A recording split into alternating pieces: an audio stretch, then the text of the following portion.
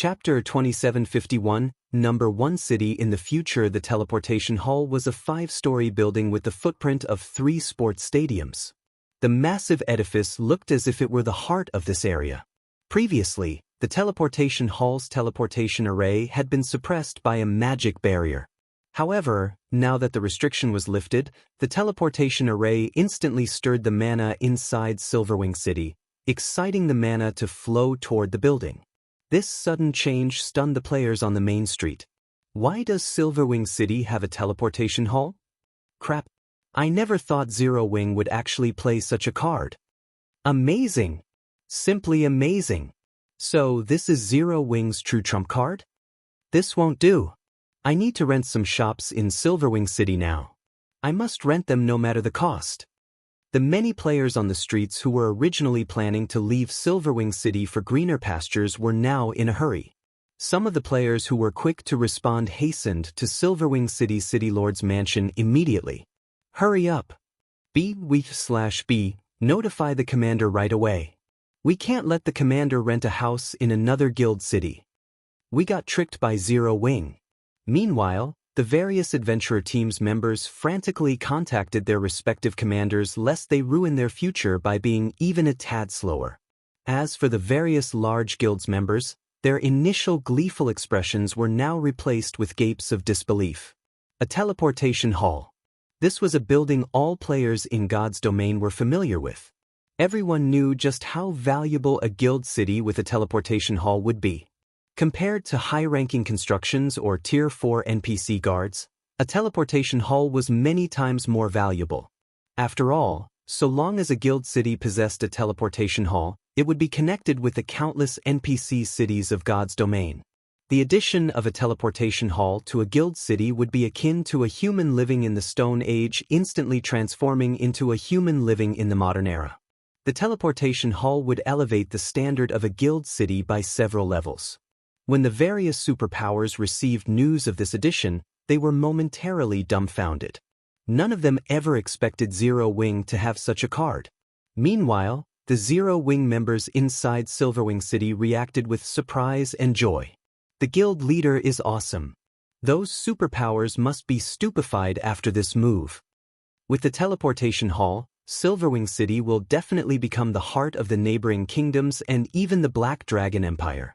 Now, even if the superpowers are powerful, they won't be able to stop players from streaming into Silverwing City. Eventually, Silverwing City will become the number 1 city in this region. Initially, Zero Wing's members all thought they were in for a bloody battle against the various superpowers. They never thought Feng would bring them such a surprise. Silverwing City was on a distant neutral map. With the addition of the teleportation hall to the city, adventurer teams and independent players could now save up on plenty of travel time by teleporting directly to the Orc Empire. Even though the teleportation fees would be exorbitant, many expert players would rather pay the higher fee than waste their precious time. The players of the neighboring kingdoms and empires were highly likely to visit Silverwing City. At that time, Silverwing City's player population might exceed 10 million, or even 20 million. The various superpowers' attempt to suppress Zero Wing economically had become an utter joke. The only problem remaining would be the superpowers covertly targeting Zero Wing's members. However, that problem could be easily resolved. Zero Wing's members could simply stop wearing their guild emblems and travel to other neutral maps to grind. Guild leader, just a moment ago, over 2,000 players visited the City Lord's mansion to lease shops from us. At this rate, it won't take more than half a day before we rent out all our shops, Liang Jing said excitedly as she read the statistics report she just received. Many NPC merchants had withdrawn from Silverwing City after Zero Wing implemented the ban on NPCs. As a result, many shops were vacant. However, with the current frenzy, Zero Wing didn't have to worry about finding tenants for these shops anymore. In fact, the number of players seeking to lease shops from the city outnumbered the NPC merchants that had left, by a factor of 10 or more. Now, Silverwing City's income surpassed even the previous total income of Zero Wing's 3 guild cities. Feng nodded, not at all surprised by this situation. However, we need to tweak the rates of our shops. Instead of just coins, anyone who wishes to lease shops in the city will also need to pay magic crystals. 1,000 magic crystals per week for shops in the city center and 300 magic crystals per week for shops in the outer area. Also, have the guild's members start making their way to Sky Spring City. In his previous life, any guild that gained the War God's Temple's recognition had practically been immune to economic suppression. The only way to hinder an official guild's development would be to destroy the said guild's guild city that housed the teleportation hall. Hence, the various superpowers had gone crazy fighting for the reserved seats. In fact, many powers would fight desperately just to secure a foreign aid position. Zero Wings becoming an official guild shortly after the first major update could be considered an incredibly fortunate matter. After all, the moment Zero Wing became an official guild, it was no longer competing on the same stage as the various superpowers. While it was indeed true that Zero Wing's current foundation was no match for that of the various superpowers, Zero Wing's potential was way above that of the superpowers. Now, all Zero Wing needed to do was completely seal the secret Covenant Tower and use it to rapidly develop the guild's strength before the NPC forces began their invasion. If everything went well, Zero Wing would just have to sit back, watch as the various powers got eliminated, and harvest the territories of these eliminated powers afterward. Now, Zero Wing was in a race against time. As for struggling against the superpowers, that was simply a waste of precious time. After all, in the past, less than 20% of the superpowers had survived the NPC forces' invasion. Since the first major update had taken place much sooner this time, the outcome would most likely be even worse. Meanwhile, after hearing Feng's orders, Liang Jing said excitedly, "I'll have them start heading over now." Afterward, the members of Zero Wing, Unyielding Soul, and Crimson Emperor in Silverwing City teleported to Sky Spring City one after another. The mass migration instantly flooded the desolate streets of Sky Spring City with players. This scene also surprised the original inhabitants of Sky Spring City. Subsequently, Unyielding Soul and Crimson Emperor made an announcement to every player in Sky Spring City, stating that their two guilds would be imposing a lockdown on Sky Spring City and that any unaffiliated players caught trying to leave the city would be killed without question. For a time, Sky Spring City's players fell into turmoil. Although Sky Spring City's various powers couldn't understand why Unyielding Soul and Crimson Emperor were doing such a thing, locking down an NPC city was child's play for the two super first-rate guilds. Hence, after receiving the announcement, Sky Spring City's various powers promptly fled the city, migrating their base of operations to other NPC cities. This, in turn, made Sky Spring City the exclusive haven of Zero Wing, Unyielding Soul, and Crimson Emperor. At this time, a gigantic black eagle circled above the city. Sitting on the Thunder Eagle's back, Unyielding Heart pointed at the dozen or so flying mounts patrolling nearby and said proudly, "Brother Black Flame, Sky Spring City is now sealed off completely. Our two guilds have organized a flying patrol squad to secure the skies. Now, not even a bird can fly out of the city.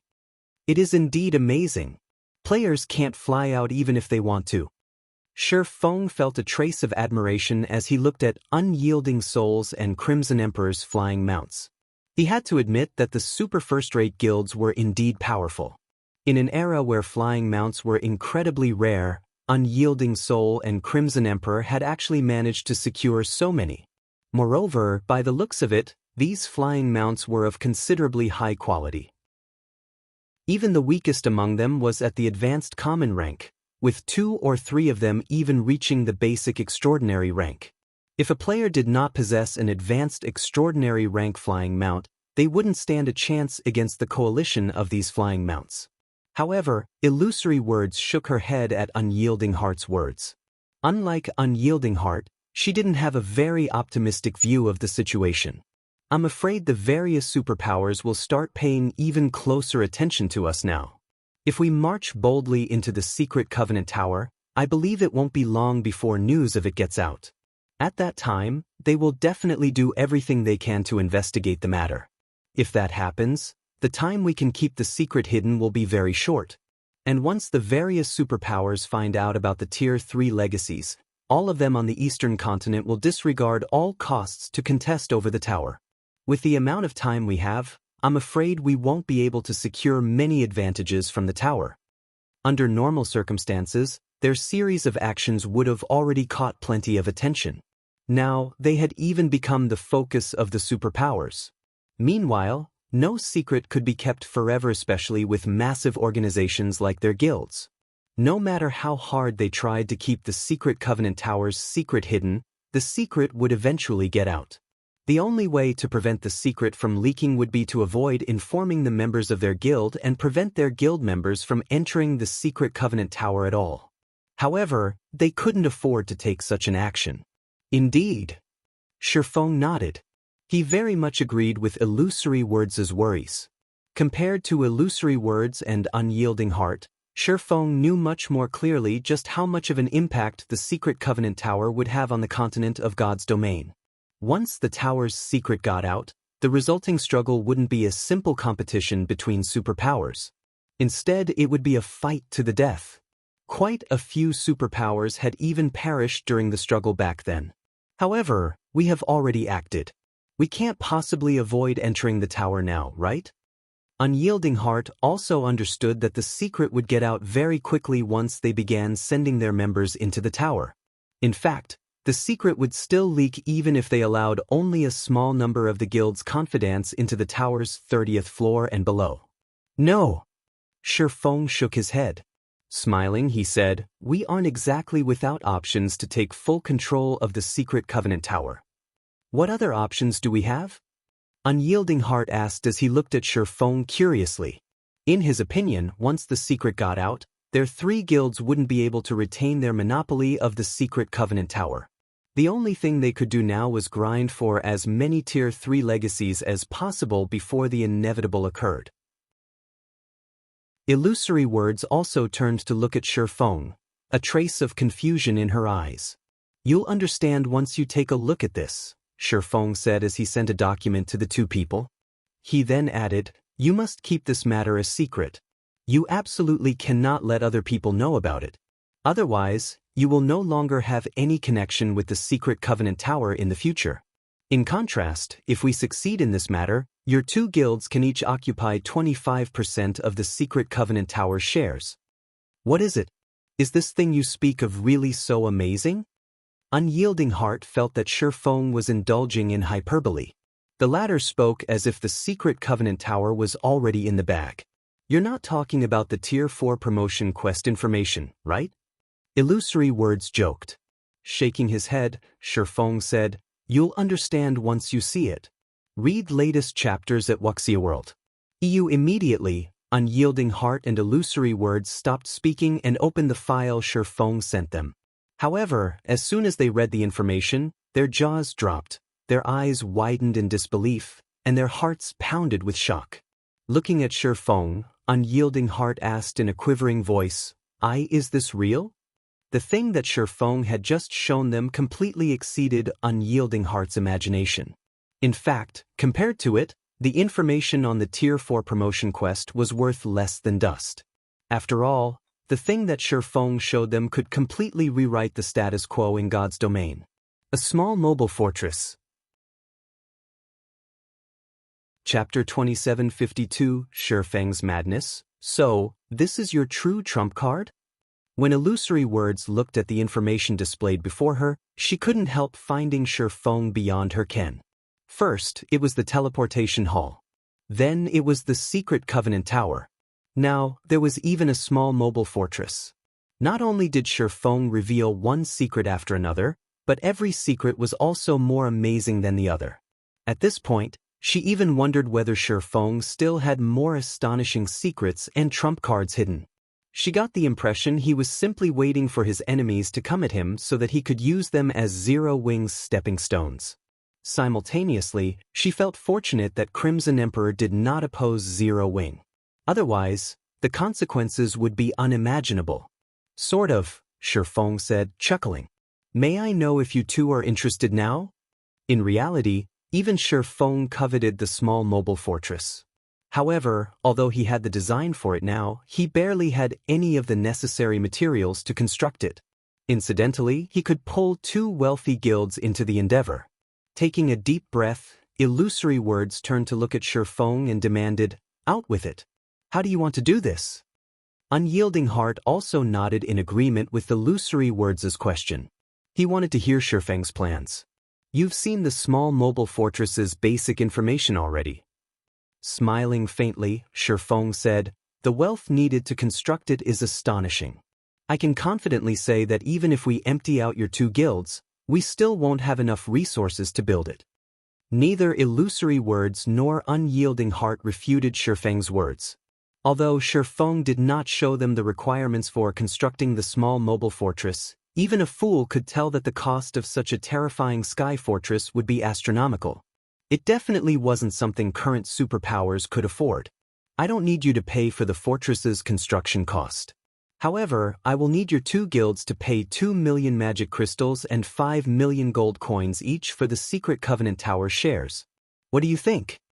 Elaborating on his point, Feng said, "Once we fully occupy the Secret Covenant Tower, we can collect entrance fees from other players. For example, we can charge 2 magic crystals or 1 gold coin. Your 2 guilds will each get 25% of the profits. Of course, before this, I still need your 2 guilds to lend me your help. Otherwise, it would be very difficult to accomplish this task." At Feng's words, Illusory Words and Unyielding Heart began pondering in silence. What Feng said was simply too astonishing. If they followed his plan, they would basically be declaring war on the Eastern continent's other superpowers. Moreover, it would be irreconcilable. Of course, if Feng's plan succeeded, Crimson Emperor and Unyielding Soul would stand at the top of the Eastern continent. To put it simply, this was a gamble. Feng was not at all surprised to see the two's reactions. In reality, he had planned to carry out such a plan since the very beginning. However, instead of revealing his full plan right off the bat, he had chosen to reveal it sequentially to the 2 guilds. Otherwise, they would most likely have rejected it then and there. Zero Wing wouldn't be able to become a true titan in God's domain in that case. Only by securing the Secret Covenant Tower could Zero Wing continually produce Tier 3 players in large numbers. After all, a complete Tier 3 legacy could be used only 9 times at most. In other words, a Tier 3 legacy could, at best, produce 9 Tier 3 players. After a Tier 3 legacy's uses were exhausted, it would disappear automatically, and one would have to find another complete Tier 3 legacy. Hence, it was necessary to keep sending players to explore the Secret Covenant Tower. However, if Zero Wing held the tower for only a short period, the small advantage it would gain wouldn't be enough for the guild to undergo a qualitative transformation. Only by having complete control over the tower would Zero Wing build a foundation solid enough to dominate God's domain. Now that Crimson Emperor and Unyielding Soul had seen the preliminary parts of his plan coming to fruition, the 2 guilds would also have more confidence in Zero Wing. Meanwhile, Illusory Words and Unyielding Heart simultaneously contacted their respective superiors and secretly discussed the partnership Feng proposed. At this time, Zero Wing had given them 2 options. Moreover, they had to choose between these options right now. The first option was to give up on further cooperation and focus only on obtaining some benefits from the Secret Covenant Tower. Afterward, the tower would no longer have any connection with their 2 guilds, becoming the competition ground of the other superpowers. Instead, the second option was to further their cooperation with Zero Wing, taking full control of the Secret Covenant Tower and making an enemy of every other superpower on the Eastern continent. If their plan succeeded, their guilds would gain an endless stream of resources and Tier 3 players. If they failed, it wouldn't be surprising if their guilds disbanded. This was a gamble that put everything on the line. After discussing for more than 10 minutes, Illusory Words and Unyielding Heart simultaneously disconnected their calls and looked at Feng. Guild leader Black Flame, Crimson Emperor has decided to take your gamble this time. However, we have a condition for doing so, Illusory Words said slowly. If you cannot agree to this condition, we cannot further our partnership. Brother Black Flame, it is the same for my side as well, Unyielding Heart said with a bitter smile. You are playing with too big a fire this time. Our hesitation is natural. Go ahead. Feng wasn't at all surprised by this response. After all, The bet he proposed basically involved their guild's life or death. However, not everyone would have the opportunity to make such a bet, either. The two guilds should know this as well, which was why they did not refuse his offer outright. Instead, they had chosen to accept his offer while increasing their chances of survival as much as possible by adding conditions. In fact, it would be strange if they didn't do so. I'm guessing the requirement of our two guilds should be the same. With a helpless smile, Illusory Words said, if Zero Wing's plan this time fails, Crimson Emperor wants half of Silverwing City's profits. Unyielding Heart nodded in agreement. The price Feng was asking their two guilds to pay was no laughing matter. If the plan really failed, their guilds would be doomed for sure. However, if they had Silverwing City's income, they could more or less survive the ordeal. That won't be a problem, Feng answered without the slightest bit of hesitation. Since he had invited the two guilds into an alliance, he naturally had to provide them with a safe path of retreat. Otherwise, who would be willing to take such a risk? After all, even if Crimson Emperor and Unyielding Soul secured only a small advantage through the Secret Covenant Tower, they could still become titans in God's domain, unlike Zero Wing. And even if the two guilds managed to gain full control over the tower, their situation would improve only slightly. They would be a step ahead of the various superpowers but still be no match for the 5 great super guilds. B Feng's decisiveness stunned Illusory Words and Unyielding Heart. In their opinion, Silverwing City was Zero Wing's last path of retreat. It was also one of Zero Wing's main sources of income right now and would most likely remain so in the future. One could say that so long as Silverwing City remained standing, Zero Wing would continue to survive in God's domain. However, Feng had agreed to give its income away without hesitation. What the two of them did not know was that Feng had never once deemed Silverwing City or Stone Forest City that important. The small mobile fortress was the way to go. Even if his plan failed this time and he managed to gather only a small portion of the small mobile fortress's construction materials, he would have profited massively. In his previous life, guilds had been willing to exchange 3 main guild cities for one small mobile fortress, let alone a measly basic city. Even then, no guild had accepted the trade. Following this, Illusory Words and Unyielding Heart signed a guild contract with Feng on behalf of their respective guilds. As stipulated in the contract, Crimson Emperor and Unyielding Soul would do everything they could to support Zero Wing during this time. Both guilds would also pay 2 million magic crystals and 5 million gold coins to Zero Wing. In exchange, Zero Wing would have to give up all of Silverwing City's income to the two guilds should the plan fail. When the guild contract took effect, both Illusory Words and Unyielding Heart breathed out a deep sigh of relief. This was undoubtedly the scariest and craziest wager they had participated in their entire lives. Brother Black Flame, what do you need us to do next? Unyielding Heart asked Feng. With the contract signed, their two guilds would move according to Feng's arrangement. Moreover, Unyielding Heart was also curious about what Feng needed their two guilds' strength for. Although he didn't know what it cost to construct a small mobile fortress, the price definitely wasn't something even 5 superpowers working together could afford. Otherwise, mobile fortresses wouldn't be so rare in the various kingdoms and empires.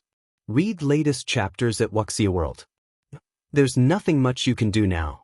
Your two guilds just need to focus on locking down the Secret Covenant Tower. At the same time, send some trustworthy members to explore the 30th floor and beyond to obtain as many Tier 3 legacies as possible. After giving the matter further thought, Feng said, in addition, I'll need your two guilds to organize a 100-man team of peak experts, which will follow me to a place. A 100-man team of peak experts? Feng's words shocked Unyielding Heart. Even working together, Crimson Emperor and Unyielding Soul wouldn't be able to form such a team.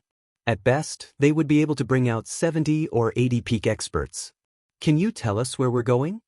Illusory Words frowned at Feng's words. Peak experts were the pillars of their guilds. Fielding so many peak experts for one operation would place a heavy burden on their guilds. Chuckling, Feng answered honestly, the Ruined Mountain Range. Chapter 2753, Godslayer's treasure, the ruined mountain range? Illusory words and unyielding heart were stunned by Feng's answer, their complexions turning indescribably grim. The two of them were not unfamiliar with the name Ruined Mountain Range. On the contrary, this was a name that resounded among the various superpowers. The superpowers usually sent scouts to check out level 100+ neutral maps, which had many danger zones. Some superpowers would even investigate level 130 to level 150 neutral maps. Of the explorations conducted by the superpowers, none of the exploration teams they sent into the Ruined Mountain Range had returned alive. Despite the Ruined Mountain Range being only a level 120+ neutral map, none of the expert players that entered it had returned alive. In fact, they didn't even know how they died. After suffering such bizarre losses, the superpowers stopped attempting to explore the Ruined Mountain Range. After all, the players capable of entering level 120+ neutral maps were incredibly strong experts, with even the weakest among them being at the Flowing Water realm. Even the superpowers couldn't afford to have too many of such experts dying. Due to this reason, the Ruined Mountain Range had become a forbidden land for the various superpowers. Even though the superpowers already had level 118+ expert players under their command now, none of them dared make another attempt. After a while, Unyielding Heart asked nervously, "Must we go in there?" Peak experts were the main pillars supporting their guilds. Even the death of one of these experts would distress them. It would be an absolute nightmare if several dozen of them died. "Meacham, we must. Entering the Ruined Mountain Range is the prerequisite for our success," Feng said, nodding. If possible, he wouldn't want to enter the Ruined Mountain Range at this time either. However, the Ruined Mountain Range was his only option to secure a large amount of resources quickly. This was because the Ruined Mountain Range was a true forbidden land with the lowest level requirement. Players had a chance of surviving in the neutral map so long as they reached level 120. Moreover, the Ruined Mountain Range was also one of the most highly contested forbidden lands in his previous life. Although the Ruined Mountain Range was labeled a forbidden land, it wasn't a forbidden land for all life. Instead, it was only a forbidden land for humans. Humans would face great danger when entering the Ruined Mountain Range, however, non-humans wouldn't. Most importantly, the clue he had to the Godslayer led him to the Ruined Mountain Range. After analyzing the map clue and with his understanding of the Ruined Mountain Range, he felt it was highly likely that one of the Godslayer's treasures was hidden inside the Forbidden Land. The Earthfall's secret land. This was something he had only heard of during his previous life. Although he didn't know who activated the Earthfall's secret land, what he did know was that the 5 great super guilds had dispatched over 40 Tier 5 experts to contest for it. The struggle between these experts had very nearly flattened the Ruined Mountain Range's outer area. As to what the Earthfall's secret land contained, there had been all sorts of rumors about it in the outside world. However, nobody actually had a concrete answer. This was because shortly after the Earthfall's secret land appeared, 3 of the 5 great super guilds had joined forces to monopolize that place. The 3 guilds had prohibited not only outsiders from entering but even their own internal members. The minimum condition to enter the Earthfall's secret land had been being a Tier 4 core member. Nevertheless, one thing was certain. The Landfall's secret land was a different dimension the Godslayer had created. The secret land had boasted an abundance of riches and/or veins. Magic crystals could also be found all around. It wasn't a place the outside world could compare to. Hence, Feng intended to take a look at the Earthfall's secret land. However, the road leading to the Earthfall's secret land was a treacherous one. After all, countless Tier 4 players had died in the Ruined Mountain Range in his previous life. Even Tier 5 players had fallen in the map. It wasn't a place that lone individuals could easily traverse. Therefore, Feng planned to tap the power of Crimson Emperor and Unyielding Soul for this endeavor. The Ruined Mountain Range is extraordinary. Not to mention, the 2 of our guilds don't even have enough people to form a 100-man team of peak experts. I'm afraid it's going to be difficult to survive there, Illusory words stated. How about we include some additional Tier 3 experts? That will increase our chances. Compared to Tier 3 peak experts, ordinary Tier 3 experts were far less prized. If they came across dangerous situations, they could have the ordinary experts scout ahead instead of putting the peak experts at risk. This method was frequently employed by superpowers when exploring forbidden lands. No.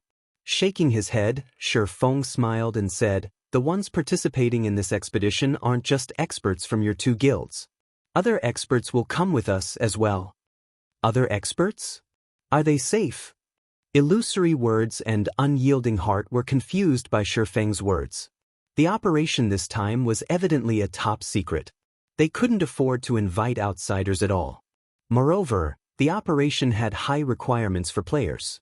They found it hard to believe that Zero Wing actually had other allies that could be trusted for this operation. Michim. They're safe. Their strength is also more than enough to participate in this operation, Feng said, chuckling. The Earthfall secret land was a place that the 5 great super guilds had considered as strategic resource. Once there, he naturally couldn't explore it together with Crimson Emperors and Unyielding Souls members. However, exploring the secret land by himself was also impossible. Hence, he needed to bring some other people with him. Only, outsiders did not know that these people were actually part of Zero Wing. Afterward, Feng had Illusory Words and Unyielding Heart gather their guild's peak experts while he contacted the Azura Adventurer team. As for the Secret Covenant Tower, he tasked Fire Dance and the rest of Zero Wing's main force to handle it. After all, the expedition to the Ruined Mountain Range would take a lot of time. Since Fire Dance and the others could already challenge their Tier 4 promotion quests, it would be a loss for them to accompany him. Black Dragon Empire, Thousand Rock Town. Several dozen flashes appeared on the town's teleportation array as Unyielding Souls and Crimson Emperor's peak experts arrived in this desolate border town. Although Thousand Rock Town was known as a town, there were hardly any NPCs there, let alone players, because of the town's proximity to the Ruined Mountain Range. The neutral map was so dangerous that even NPCs wished to avoid it. After glancing at the desolate street, Blue Gown-eyed Feng, who stood nearby. She then asked Illusory Words curiously through a private conversation, "Big Sis Illusory, who do you think guild leader Black Flame invited?" In her opinion, their team, which consisted entirely of peak experts or better, was incredibly rare even in the entire God's domain. She found it inconceivable that Zero Wing could invite another team capable of rivaling theirs. Aside from the many peak experts, their team had Illusory Words and Unyielding Heart. The former was a cleric who stood at the pinnacle of God's domain, while the latter was a berserker with defense rivaling MT classes. There was also Blue Gown herself, who was the 3rd-ranked Guardian Knight in Crimson Emperor's main force. At this stage of the game, only the 5 great super guilds would be capable of fielding such a team. I don't know. According to the information we gathered, only the Dragon Phoenix Pavilion's Phoenix Rain might be of help. However, Phoenix Rain disappeared, so Zero Wing shouldn't have any other capable allies, Illusory Words replied, shaking her head. She, too, was curious about the allies Feng mentioned. Shortly after Illusory Words and Blue Gown spoke with each other, a dozen or so flashes appeared on the teleportation array once more. When these new arrivals walked out of the teleportation array, both Illusory Words and Unyielding Heart were shocked. Every one of these new arrivals radiated an astonishingly powerful aura. By the looks of it, not only had they unlocked their mana bodies, but their progress should have reached 100% as well. The callous man walking at the head of the group was someone even Illusory Words and Unyielding Heart had to be wary of. Lightning Demon Lifeless Thorn. Read latest chapters at Wuxia World. Lifeless Thorn was a ruthless person who persisted in challenging the various experts of God's domain. Some time ago, he had even fought Stalwart Sky, one of the Battle Wolves' Wolf Kings, to a draw and was labeled by the Secret Pavilion as one of the Eastern Continent's top 10 rookies. At this time, Lifeless Thorn boasted not only a high level of 122 but also 7 pieces of epic equipment. And although he had hidden the glow effect of the spear he carried on his back, the archaic magic patterns engraved on it betrayed the spear's superiority to ordinary epic weapons. The Azura Adventurer team. Why are they here? Illusory words and unyielding heart were dying of curiosity at the sight of lifeless Thorn's group. After all, the Azura Adventurer team was currently a top adventurer team in God's domain. Moreover, it possessed an incredibly mysterious background. Not only did the adventurer team conquer many high-difficulty, large-scale team dungeons, but the adventurer team's members also possessed unfathomable strength. Many of the adventurer team's members had even reached the spiritualization realm 1, which allowed them to exhibit extraordinary combat power. Various superpowers had frantically tried to recruit the adventurer team. However, the Azura adventurer team had rejected all the offers. Although many superpowers had sent teams led by peak experts in retaliation, none of these teams succeeded. Moreover, these teams usually returned with heavy losses. Everyone's here. Let's go. Chapter 2754, Forbidden Land for Humans, Everyone's Here? Illusory words and unyielding heart turned to Feng in astonishment. Could it be them? Not only did the Azura adventurer team possess a reputation on the eastern continent of God's domain, but according to rumor, the adventurer team also controlled more than half of the ice crystal world. All of the adventurer team's core members were incredibly mysterious. From time to time, unheard-of powerful geniuses would also appear in the adventurer team. It was also brooded about that the Azura adventurer team had an incredibly powerful commander. This commander was elusive and mysterious. Rumor had it that even Lifeless Thorn couldn't survive one hit from this commander, and that Lifeless Thorn was challenging the various superpowers experts so crazily because he wanted to challenge Azura's commander once more. This situation instilled fear in the various superpowers. For this reason, God's domain's superpowers suspected that the Azura adventurer team had the backing of a mysterious and powerful force. In fact, they even suspected that this mysterious backer was someone from the upper zone's top layer. The Azura adventurer team had arrogantly rejected many of the powers that wished to recruit it. This, in turn, resulted in many clashes between Azura and the various powers. And the more Azura fought, the more famous it became. Now, however, it was actually revealed that Azura had a good relationship with Zero Wing. "Meet him. They'll be moving with us later on," Feng said. He then nodded at Lifeless Thorn and the others in greeting. Actually, even Feng was somewhat surprised when he saw Lifeless Thorn and the others. He never thought that they would improve so much in the time he hadn't seen them. Now, Lifeless Thorn and the others surpassed Fire Dance and Zero Wing's other main force members in levels. Moreover, Lifeless Thorn's aura suggested that he was half a step into the domain realm already. Feng had to admit that the man was truly a battle maniac. Although his frenziedly challenging God's domain's various experts had earned him a lot of enemies, the experience he racked up allowed him to improve rapidly. As for Solitary 9, Xianxia, Cleansing Whistle, and the others standing beside Lifeless Thorn, they too had made significant improvement. It was evident they were at the flowing water realm already. Moreover, they weren't all that far from reaching the void realm either. If they received enlightenment now, they might very well break through to the next level immediately. Meanwhile, Feng's introduction of them rendered Lifeless Thorn and the others momentarily speechless. They nodded at illusory words and unyielding heart in acknowledgement, none of them showing any intention of speaking to the two strangers.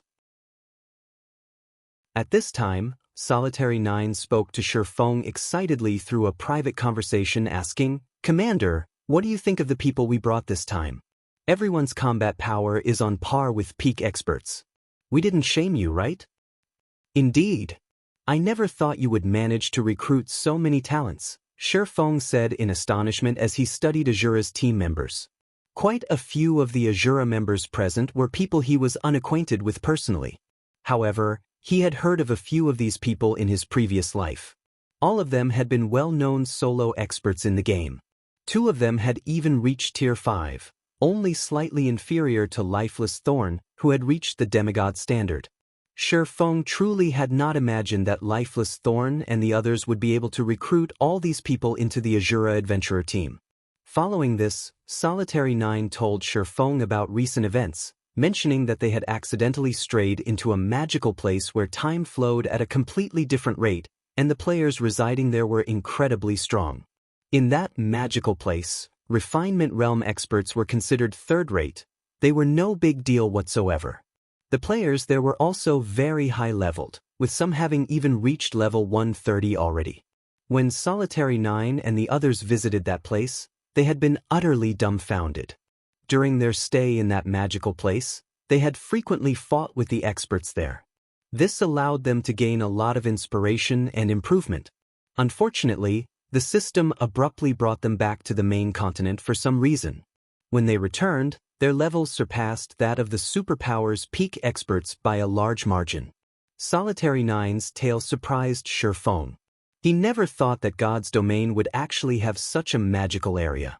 However, when he remembered that Gentle Snow and Aqua Rose had fought in a different world for 80 years, he concluded that the situation Lifeless Thorn and the others had found themselves in was nothing to fuss about. Meanwhile, Crimson Emperors and Unyielding Souls members also finished their preparations to set off. Following which, everyone got on their flying mounts and flew toward the Ruined Mountain Range. The Ruined Mountain Range occupied a huge area on the continent of God's domain. According to players' estimates, the entire Ruined Mountain Range could rival the combined area of 5 or 6 empires and connected many places. The neutral map's level 120 region was only the periphery. If players wished to survive in the map's inner region, they would have to reach level 150 at the very least. As for the Ruined Mountain Range's core area, only level 180 plus, Tier 5 experts could enter there. Even level 200, Tier 4 experts wouldn't survive. After flying for 7 hours straight, Feng and the others finally saw a stretch of majestic mountains on the horizon. Just the mountains in the Ruined Mountain Range's periphery already reached heights of more than 30,000 meters. The sky of the mountain range was also shrouded in thunderclouds, and purple lighting arcs frequently appeared, bombarding the mountain range. Those seeing the Ruined Mountain Range for the first time were inevitably stunned by the magnificent and destructive scene before them. "We're descending," Feng instructed everyone after taking a look at the mountain range ahead. Flying mounts couldn't fly into the Ruined Mountain Range. If players wished to enter the neutral map, they had to rely on their own 2 feet. This was because even Tier 5 experts couldn't withstand the purple lightning. Even a level 200, Tier 5 Guardian Knight would fall after suffering 3 to 5 lightning strikes. Anyone who wished to fly inside the Ruined Mountain Range would have to reach Tier 6 first. Only then could they endure the purple lightning shortly afterward. Feng and the others arrived in a forest near the Ruined Mountain Range. They then stored their flying mounts one after another. "Once we enter the Ruined Mountain Range, everyone must stick to the team as closely as possible. You must not split off from the team under any circumstances. Otherwise, you'll be responsible for the consequences," Feng said after everyone had finished organizing themselves. "Remember, even if someone beside you is asking for help, or I tell you to run for your lives, ignore everything. You must continue sticking to the team and advance. We also need to move as fast as possible." Upon hearing Feng's command, everyone present was surprised and puzzled. "Guild Leader Black Flame, are we supposed to ignore even your commands after we enter the map?" Blue Gown asked, her eyes filled with questions as she looked at Feng. Feng had clearly stated before that they needed to listen to his every command. Yet now, he was telling them to ignore his commands once they entered the Ruined Mountain Range. His instructions were simply incomprehensible. "Just once you enter, you can ignore any of my commands temporarily. You can also ignore everyone around you until the team comes to a halt," Feng said, nodding. "Why?" Illusory Words was also slightly confused by this situation. "Is there an illusion inside? I'm not sure either. In any case, the environment inside is very special. You will suffer from hallucinations once you enter. However, despite being hallucinations, everything you see isn't an illusion, but real instead. Nobody can tell what is real or fake once inside. You can treat everything as real, and you can also treat everything as fake," Feng said calmly. "The only thing I am certain of is that stopping inside means death."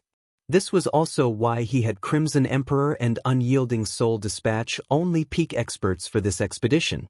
Anyone capable of becoming a peak expert would possess a firm mindset.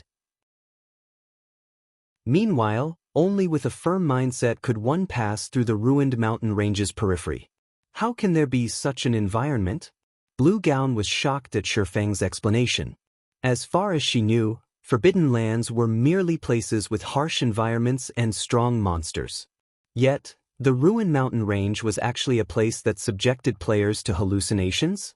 At this moment, let alone Blue Gown, even Illusory words and unyielding heart had grim expressions on their faces. Suddenly, they understood why the various superpowers experts had died unawares after entering the ruined mountain range. In fact, it would be strange if they knew how they died. In this world, the scariest thing was the unknown. Meanwhile, the ruined mountain range undoubtedly fulfilled this condition. Although they didn't know whether there were any monsters in the ruined mountain range's periphery, just the unique environment alone made it a scary place.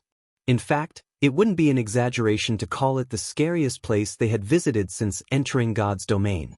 The ruined mountain range truly deserved its reputation as a forbidden land for humans.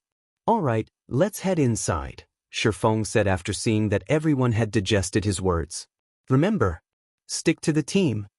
Afterward, Feng led the team to a mountain path that led into the ruined mountain range. The mountain path was relatively close by. Tier 3 players would take only a few minutes to cross the distance on foot. Less than 10 minutes later, the team of 100+ players entered the ruined mountain range's perimeter.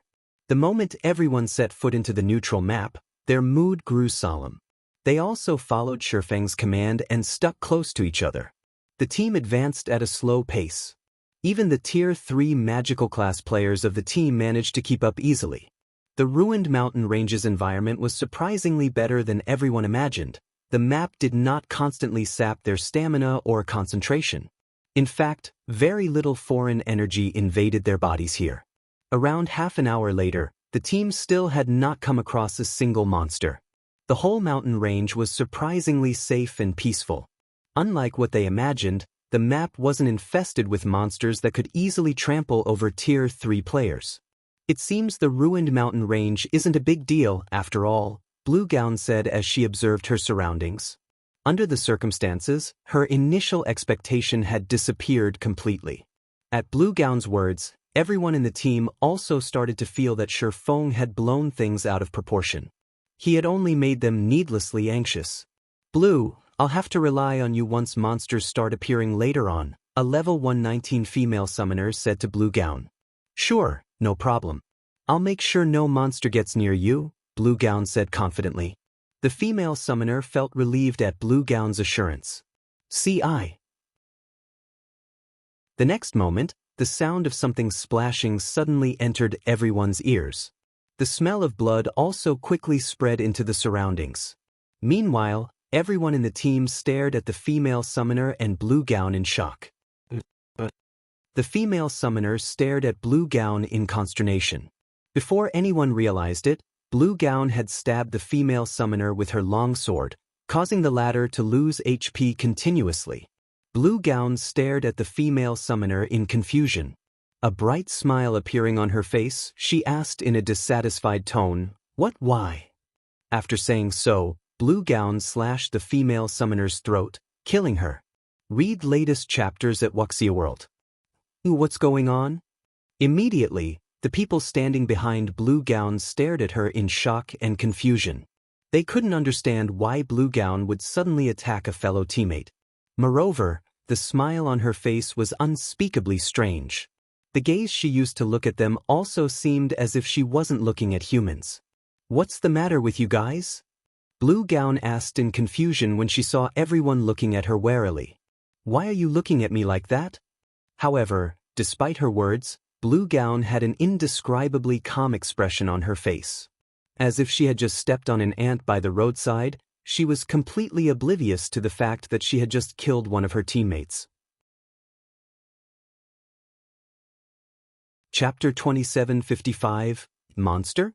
Did Blue get possessed by a monster? What should we do now? Anyway, let's step back and keep our distance. Everyone slowly backed away from Blue Gown while staring at her in confusion. After all, Blue Gown possessed extraordinary strength as well as a hidden class for guardian knights.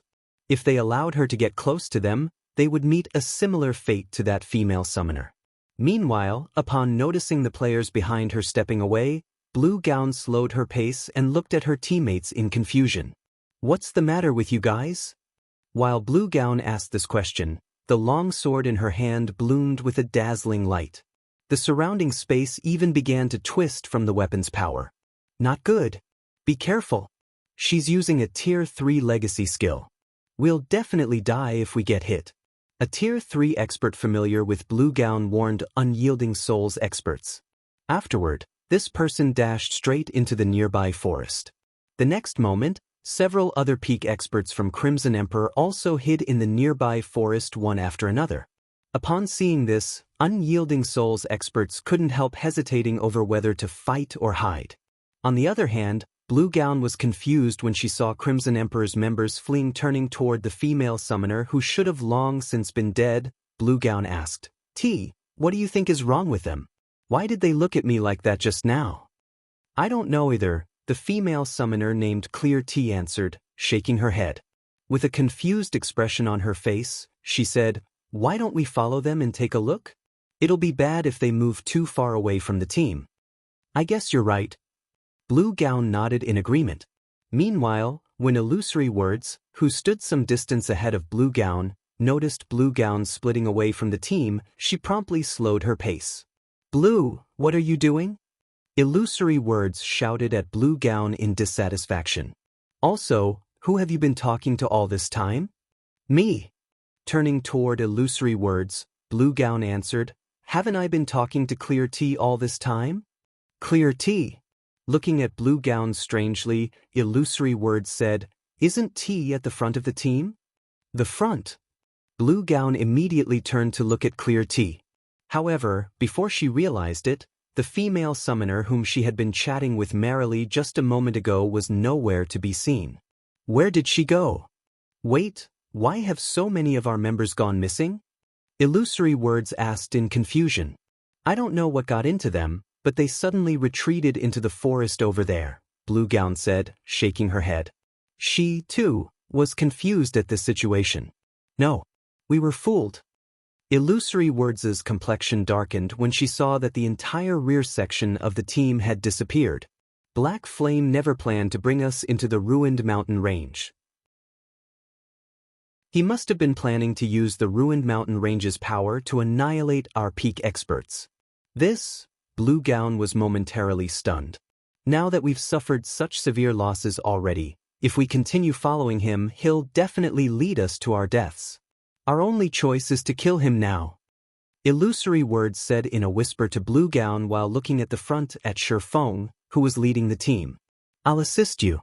With your strength, even if you can't kill him in one hit, you should still be able to injure him heavily. At that time, I'll land the finishing blow on him." This despicable Black Flame. I knew he wasn't anything good.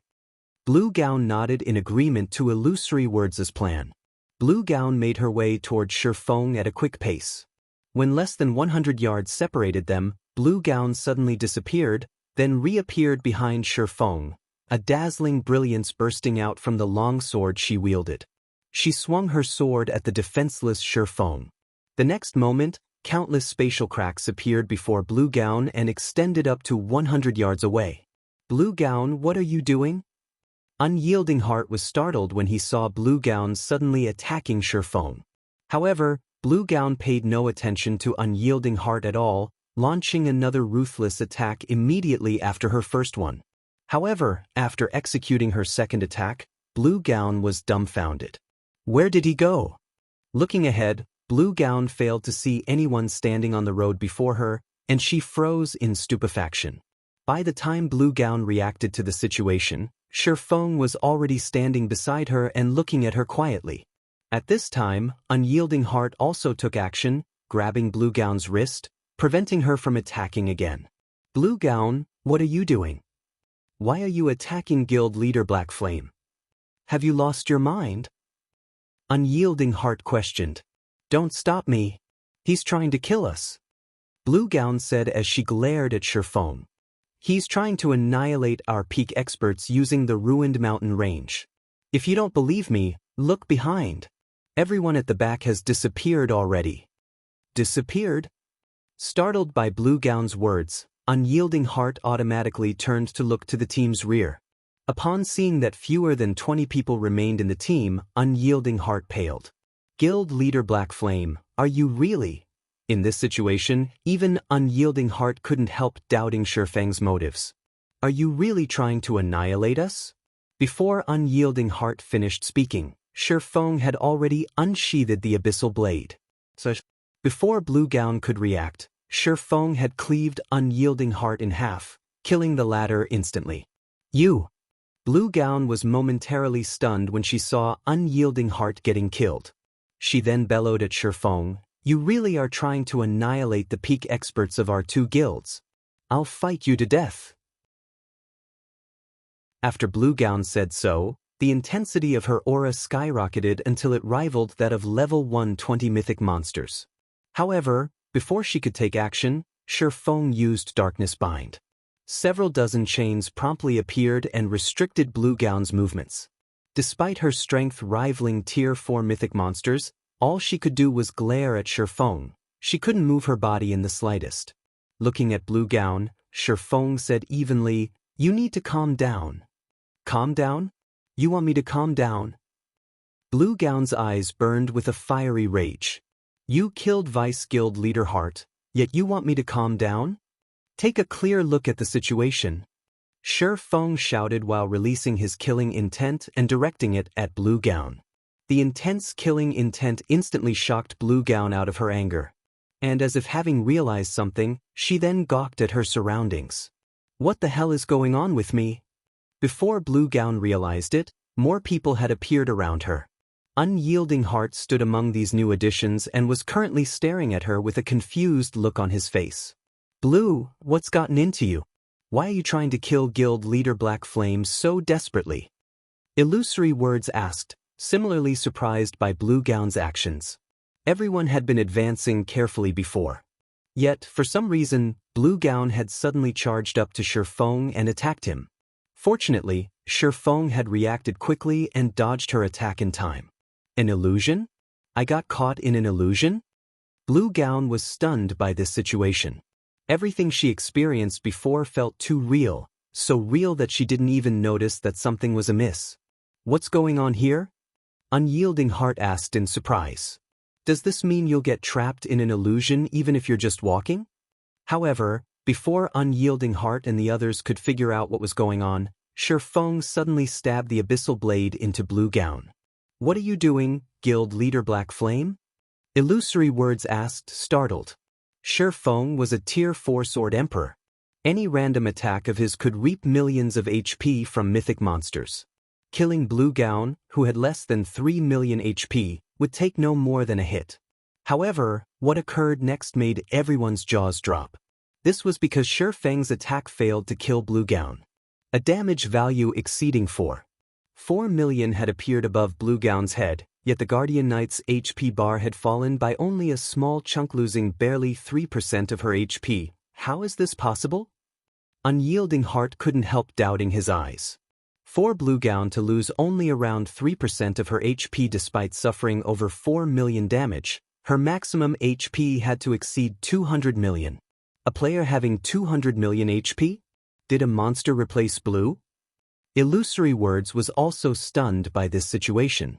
This was Illusory Words' first time seeing a monster transforming into a player. Moreover, the Blue Gown before her looked identical to the real one. However, before anyone could snap out of their surprise, Feng suddenly appeared beside Illusory Words and slashed at her with the abyssal blade. -6,434,654. Damage exceeding 6 million appeared above Illusory Words' head. However, similar to Blue Gown, Illusory Words lost less than 3% of her HP from the attack. Illusory Words looked at Feng strangely, failing to understand why Feng had attacked her all of a sudden. Meanwhile, Unyielding Heart, who saw all of this, was at a loss. He simply couldn't figure out what was happening right now. Guild leader Black Flame, What exactly are you doing?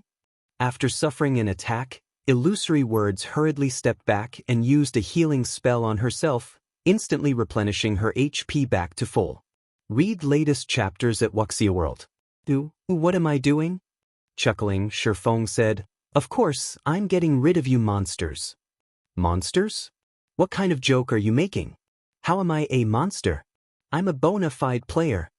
Illusory Words protested, her eyes wide with confusion as she looked at Feng. She then explained hurriedly, There must be a problem here. When everyone on the team saw that Illusory Words did not retaliate, combined with the sincerity in her voice, they had to nod their heads in agreement, feeling that there was definitely a problem here. If Illusory Words really were a monster, she should have retaliated after Feng attacked her. She wouldn't be trying to explain herself. In the meantime, Blue Gown looked at herself in shock. She couldn't believe that she had transformed into a monster. Am I actually the transformation of a monster? Chapter 2756, True Forbidden Land. Blue Gown and Illusory Words' bizarre performance and words stunned everyone. Were Blue Gown and Illusory Words monsters or not? Previously, when they came across monsters, all they needed to do was attack the said monsters. If they couldn't defeat the monsters, they could just run. Now, however, they couldn't even tell whether the monsters they faced were actual monsters. What were they supposed to do in this situation? Immediately, a deathly silence fell over the entire team as everyone turned to look at their teammates, afraid that the one standing beside them was actually a monster in disguise. Illusory Words and Blue Gown also warily eyed each other. This weird scene was definitely a first for everyone. However, after this strange atmosphere lasted for several seconds, the sunny skies suddenly darkened. Lightning and thunder filled the surroundings. Before Blue Gown realized it, the people around her had disappeared. Simultaneously, a 6-meter-tall monster with a huge mouth and ethereal body had appeared beside her, and it had devoured half of her soul already. Despite having noticed this monster, she could only stare at it quietly like an immobile puppet. She couldn't move her body even if she wanted to. However, the next moment, a magic blade pierced the heart of this monster. The monster let loose an ear-piercing scream that made Blue Gown feel as if her head would burst. What's going on? Blue Gown, whose body currently resembled an ethereal soul, was all at sea. Right now, she truly could not distinguish what was real from what was fake. It was as if she had woken up from a dream, only to end up in another dream. Before she could react to the situation, the injured monster pounced on her once more, intending to devour the delicacy before it. Meanwhile, Blue Gown, who had returned to her physical body, was utterly powerless against the monster. Just being close to it petrified her and gave her a pounding headache. She couldn't put up any resistance whatsoever. Soul Devourer, Soul Monster, Great Lord, Level 1 24 HP 440 million. However, before the Soul Devourer could reach Blue Gown, several magic swords shot through it in rapid succession. Minus 71,514,654. Minus 35,164,412. Several dozen terrifying damage values flashed above the Soul Devourer one after another, the Great Lord's HP zeroing out straightaway. The monster then dispersed into particles of light, leaving behind a dozen or so crystal fragments in its place. Black Flame. Blue Gown looked at Feng in confusion, having fallen into a mentally weakened state, her voice tremulous with uncertainty. You sustained some mental attacks. Nearly half of your concentration was consumed, as well. It's best if you don't move around recklessly, Feng said as he looked at Blue Gown. Fortunately, you managed to walk out of that area. I wouldn't have been able to save you otherwise. Mental attacks. Blue Gown was taken aback. How is this possible? This was her first time hearing this term. Moreover, everything she had experienced before felt real. Such a situation was simply unheard of. She had experienced earth-shattering battles in God's domain before, but never such a terrifying illusion. She found it hard to imagine that a monster was actually capable of executing such an attack. Nothing is impossible in God's domain, especially in this forbidden land for humans, Feng said as he met Blue Gown's incredulous gaze. Shaking his head, he said, monsters in God's domain aren't limited to physical and magical attacks. They have many unknown ways to attack and lay traps. Even if a player possesses combat power far surpassing a monster's, the player will still get killed if they aren't careful. Take these monsters that are capable of employing mental attacks, for example. Even if you have superior basic attributes, so long as you get caught in their mental attack, if you don't have incredibly strong willpower and the concentration to break through their mental bindings, you will still get killed. This was also why it was important for players to improve not only their basic attributes but also their concentration. During the early stages of God's domain, players would rarely encounter mental attacks.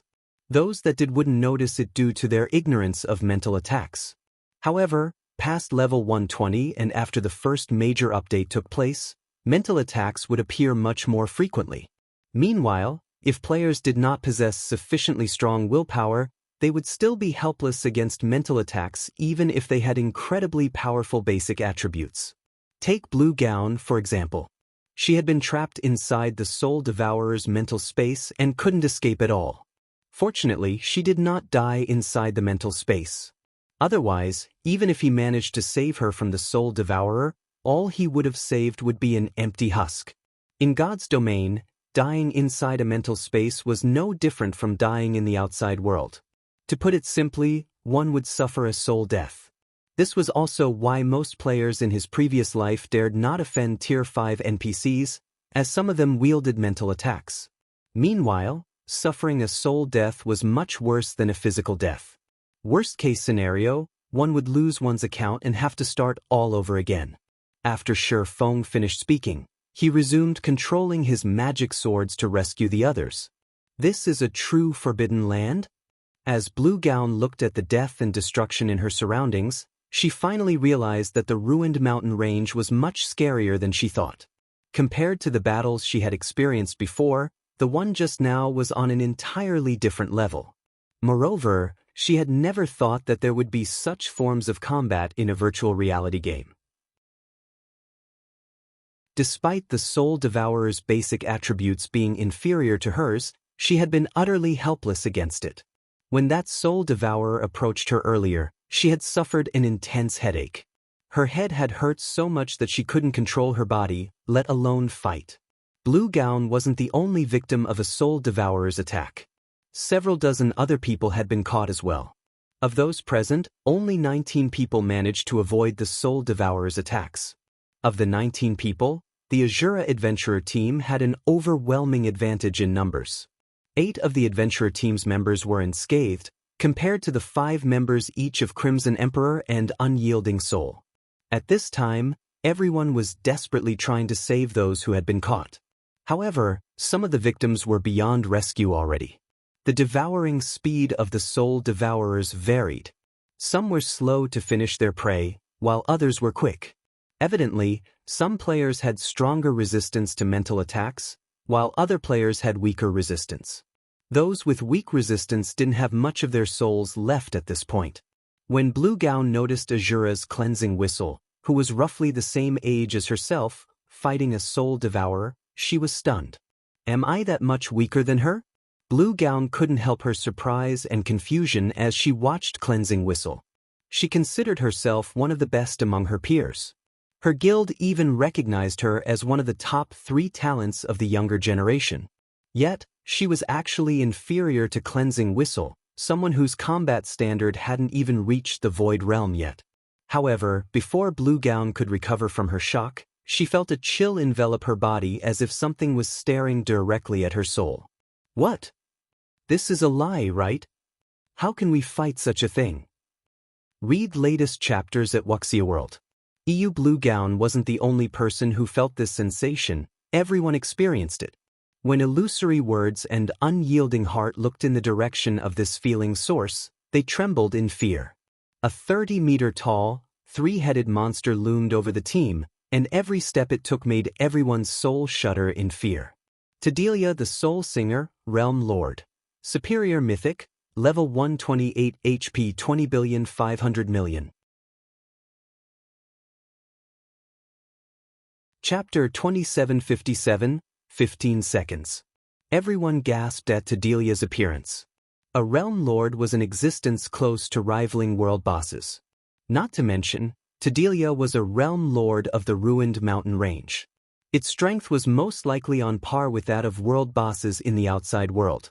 This is the terror of a forbidden land for humans? Mu Lingsha smiled wryly at the sight of the soul singer.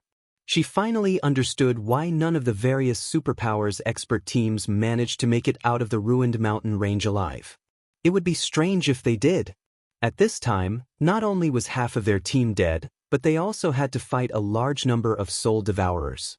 Although the soul devourers weren't particularly strong, most of the surviving members of their team couldn't fully exhibit their combat power either. The soul devourers dealt astonishingly powerful mental damage. Even after players broke free from the soul devourers' mental shackles, the mental damage still existed, affecting their brains. The consequent headaches prevented the players from executing delicate actions, which, in turn, lowered their combat standards by 2 ranks on average. Now, Void Realm experts could exhibit combat standards only at the Refinement Realm, while Domain Realm experts' combat standards were at the Void Realm. On the other hand, the Soul Devourers all had combat standards at the Trial Tower's 6th floor. They could undoubtedly be considered first-rate experts, not much inferior to ordinary Tier 3 experts in combat standards. With the addition of a Realm Lord, there was no way their team could get out of this situation alive. Among those still standing, only Lifeless Thorn, Solitary 9, Xianxia, and Cleansing Whistle remained relatively calm, continuing to systematically slay the soul devourers, troubling the players around them. 9, Thorn and Xianxia, help me hold the boss for 15 seconds. Feng said after saving another person from the soul devourers. Upon hearing Feng's command, illusory words and unyielding heart couldn't help doubting their ears. They're still going to fight in this situation? Their opponents consisted of several hundred soul devourers and 1 realm lord.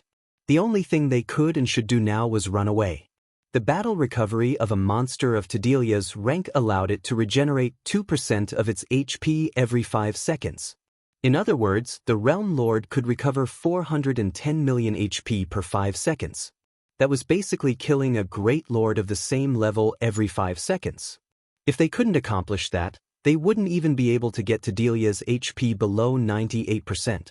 Meanwhile, their team currently had fewer than 30 people alive, nearly half of them in a mentally weakened state and incapable of combat. With Tedelia's defense as a superior mythic thrown in, their team's attacks would, at best, give the Realm Lord an ish. 15 seconds. After briefly calculating their chances, Solitary 9 nodded and said, "No problem. However, 15 seconds really is the most I can do." Tedelia's mental influence was too powerful. Even Solitary 9 felt a little overwhelmed. "No problem. If you can't handle it, I'll take over." Lifeless Thorn said, excitement flashing in his eyes as he looked at the approaching soul singer. Previously, killing monsters for EXP had been a chore for him. After all, none of the monsters he fought allowed him to improve. He was killing them solely for the sake of leveling up. However, after setting foot in the ruined mountain range, he finally felt that he was truly fighting a battle. Previously, he would get the exhilarating feeling of having one move decide his life or death only when fighting peak experts. Now, however, the soul devourers were giving him the same feeling. It was simply wonderful. As for Tedelia, the Realm Lord was an existence that could even terrify him. This was the kind of opponent he had been hankering for. "Alright, let's hurry up and head over. If we wait until the boss arrives, the others might get dragged into the fight." Xianxia said, her head aching slightly when she saw Lifeless Thorn's excited expression. Solitary 9 and Lifeless Thorn activated the power of darkness, boosting their basic attributes by a large margin. Now, both of them were comparable with Tier 4 existences. The next moment, the 2 melee players turned into streaks of light as they charged at Tedelia. Meanwhile, Xianxia, a druid, chanted an incantation and flew toward the Realm Lord. Simultaneously, she cast a layer of life protection on both Solitary 9 and Lifeless Thorn, the spell capable of absorbing some of the damage they took and converting it into HP. Roar. Tadelia bellowed in anger when it saw two ants charging at it, its roar echoing throughout the ruined mountain range's outermost area. As its roar spread, an invisible mental attack struck everyone. Aside from Feng, everyone present groaned in pain. Good. You really are powerful. After suffering Tadelia's mental attack, which was much stronger than its ever-present mental influence, lifeless Thorn turned deathly pale. However, when he looked at the 30-meter-tall Realm Lord, not only did he not grow fearful of the boss, but the fighting spirit in his eyes even burned brighter. He raised his spear and transformed into a lightning bolt shooting at Tadelia. Tier 3 Legacy Skill, Lightning Flash.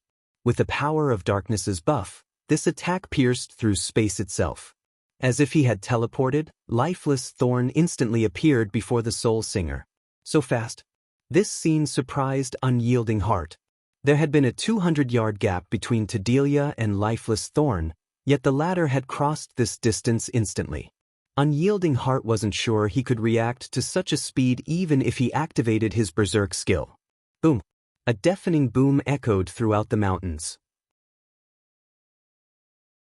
The next moment, a black shadow fell from the sky and struck the ground heavily, the impact of the collision creating a crater over 24 meters in diameter. Inside the crater, lifeless Thorn stood, propping himself up with his spear. His hands on the spear trembled, and blood leaked out from a corner of his mouth. It was evident he had sustained a major blow. His HP had fallen by more than 460,000. What happened? Blue Gown, who was watching the clash from a distance, was dumbfounded. Lifeless Thorn's attack carried incredible power and speed. Even an actual Tier 4 mythic monster should have suffered a serious injury from it. Yet, not only did lifeless Thorn fail to inflict any damage on Tadelia, but he had even taken damage? Moreover, lifeless Thorn had lost close to 10% of his HP despite the life protection cast on him. At this rate, without additional healing he would definitely die after 6 or 7 more exchanges. Is this monster really just a superior mythic? Everyone couldn't help doubting their eyes as they stared at the intact Soul Singer. They had seen superior mythic monsters before. Some of them had even killed one before. However, compared to those superior mythic monsters, Tadelia was like a completely different creature. However, when Feng, who was currently incanting, saw this scene, he wasn't surprised at all. The early stages of God's Domains served to let players adapt to God's Domain's combat style. The main God system had not only provided players with many benefits but also weakened the monsters in the game. In fact, even the level 100+ monsters that players felt were strong weren't actually at their peak condition. They were still suppressed to a certain degree. However, that was not the case for the monsters in Forbidden Lands. The monsters in these locations weren't subject to the main God system suppression and could exert 100% of their combat power. In Forbidden Lands, mythic monsters were beyond the capabilities of ordinary Tier 3 teams. Tier 3 players would need top-quality equipment and various support tools to even stand a chance. Moreover, the team would also need many experts with Berserk skills. Otherwise, only one outcome awaited the team: annihilation. Not to mention, Tadelia was a bona fide superior mythic. If Feng himself fought Tadelia right now, he definitely wouldn't have an easy time. They would need at least 6 Tier 4 players to defeat this boss. Otherwise, challenging the Realm Lord would be sheer suicide. This was why he had tasked Lifeless Thorn's trio with only holding back Tadelia for 15 seconds. Asking them to hold the Realm Lord back for even a few seconds more was a luxury they couldn't afford. Subsequently, Solitary 9 and Lifeless Thorn activated their life-saving skills one after another to defend against Tadelia's attacks. Even Xianxia, who served as the healer of the trio, had to activate her power of darkness. Without the additional basic attributes, she would have died from any random stray attack that hit her. One time, to defend against Tadelia's trampling, Solitary 9 activated his Tier 3 shield wall and interposed himself between the Realm Lord and his 2 companions. However, even with his life-saving skill activated, the resulting shockwave still sent the trio flying several dozen meters away.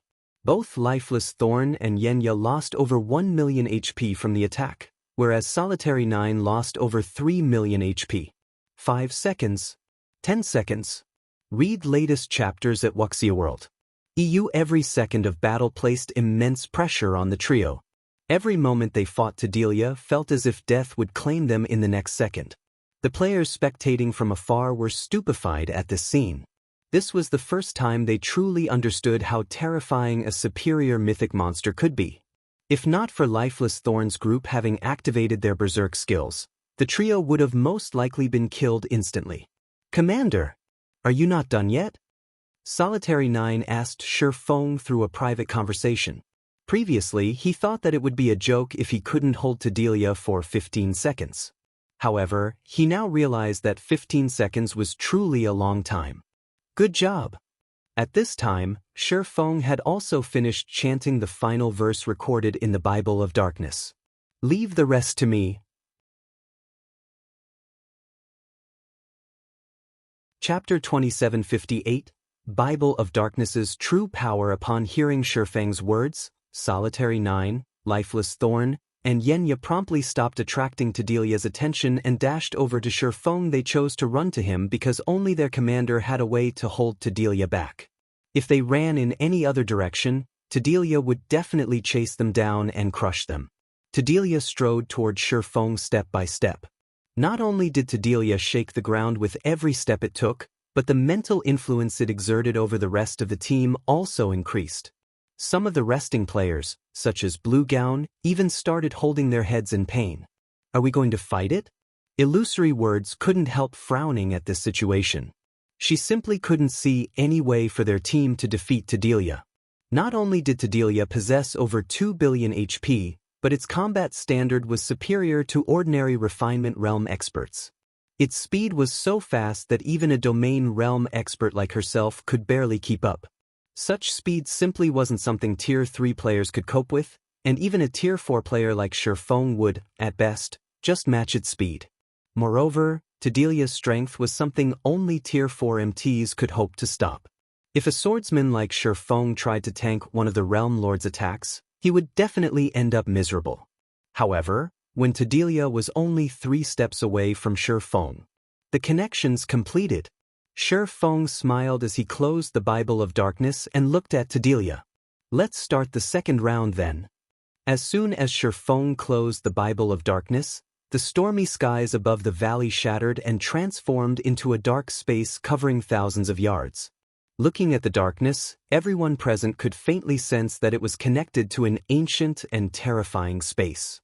Just the aura leaking out from the dark space was enough to roil the valley's mana. The next moment, a gigantic stone door several hundred meters tall fell through the dark space and smashed into the valley, causing powerful tremors to spread throughout the valley. When Delia looked at this ancient door, a deep sense of fear appeared in its eyes. How can there be such a terrifying existence in this world? Unyielding Heart was shocked as he looked at the massive stone door before him. This door was undoubtedly the most terrifying item he had seen in God's domain thus far. Just looking at it allowed him to understand just how scary it was. Every magic pattern and rune engraved on the door functioned to seal its power. Whatever existence stood behind the door could most likely obliterate him with just a small strand of its power. For a moment, he even had the feeling that the opening of this door would mark the beginning of all disasters. "He's not planning to open this door, right?" Illusory Words eyed the stone door nervously. The door before her looked far too ominous. Its appearance alone filled her with an indescribable aversion and terror, a terror easily 100 times stronger than the fear she felt for Delia. However, before Illusory Words could continue this line of thought, the door began opening by itself slowly. Darkness, silence, and despair. For a moment, it felt as if all the negative emotions in the world were pouring out of this stone door, and even Feng felt uncomfortable in this situation. As for everyone else, their faces paled, and they knelt on the ground involuntarily, none of them daring to look at the stone door directly. "Demons? No. You're not." Suddenly, words spoken in the abstruse demonic language flowed out of the door. Although none of the players present were knowledgeable of the language of demons, They understood what the spoken words conveyed. For a time, everyone was confused.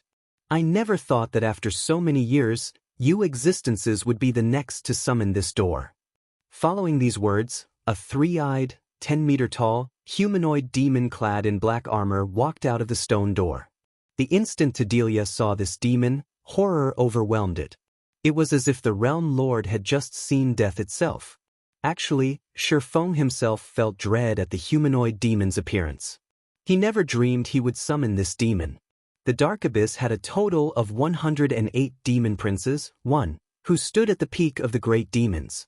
All of them were existences second only to demon kings, and they could be considered half-step demon kings. Meanwhile, the humanoid demon standing before him was Ferbero, the Lord of the Dead. His strength ranked 21st among all great demons.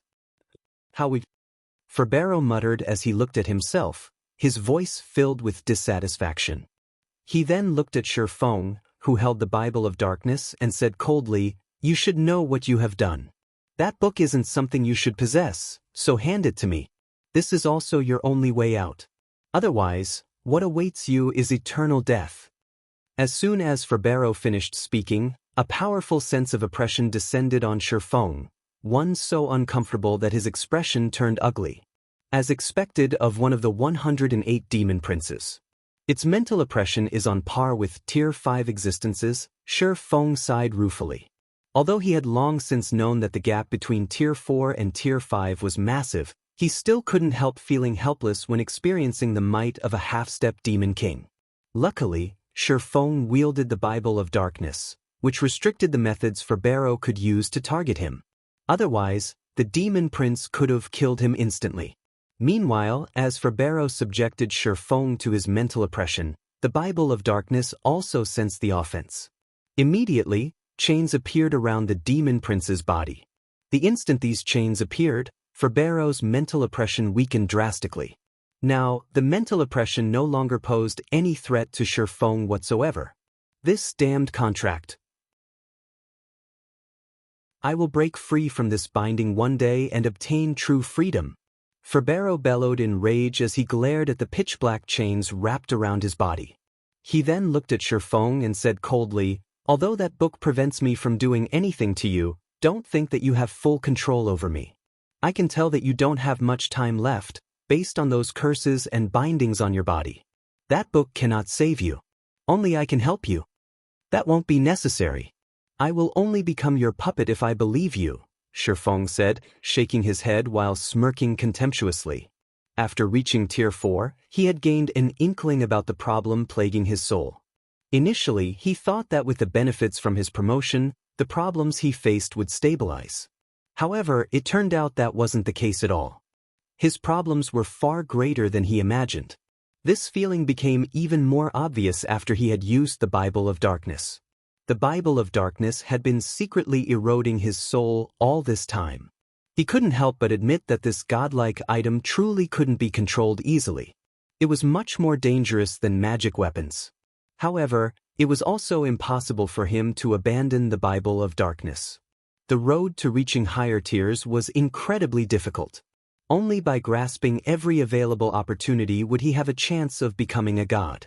Otherwise, everything he did would be for naught. One example would be the soul mark he received from a faux saint devourer he defeated some time ago. It was precisely because he had exploited this opportunity that he had managed to strengthen his soul, which, in turn, strengthened his resistance to that mysterious NPC's soul curse. Otherwise, he wouldn't have survived until now. Feng then looked at Ferbero and said, "I might not be able to control you completely, but you should know that as your summoner, I can forcibly control part of your power." The Bible of Darkness was his greatest assurance in venturing to the ruined mountain range this time.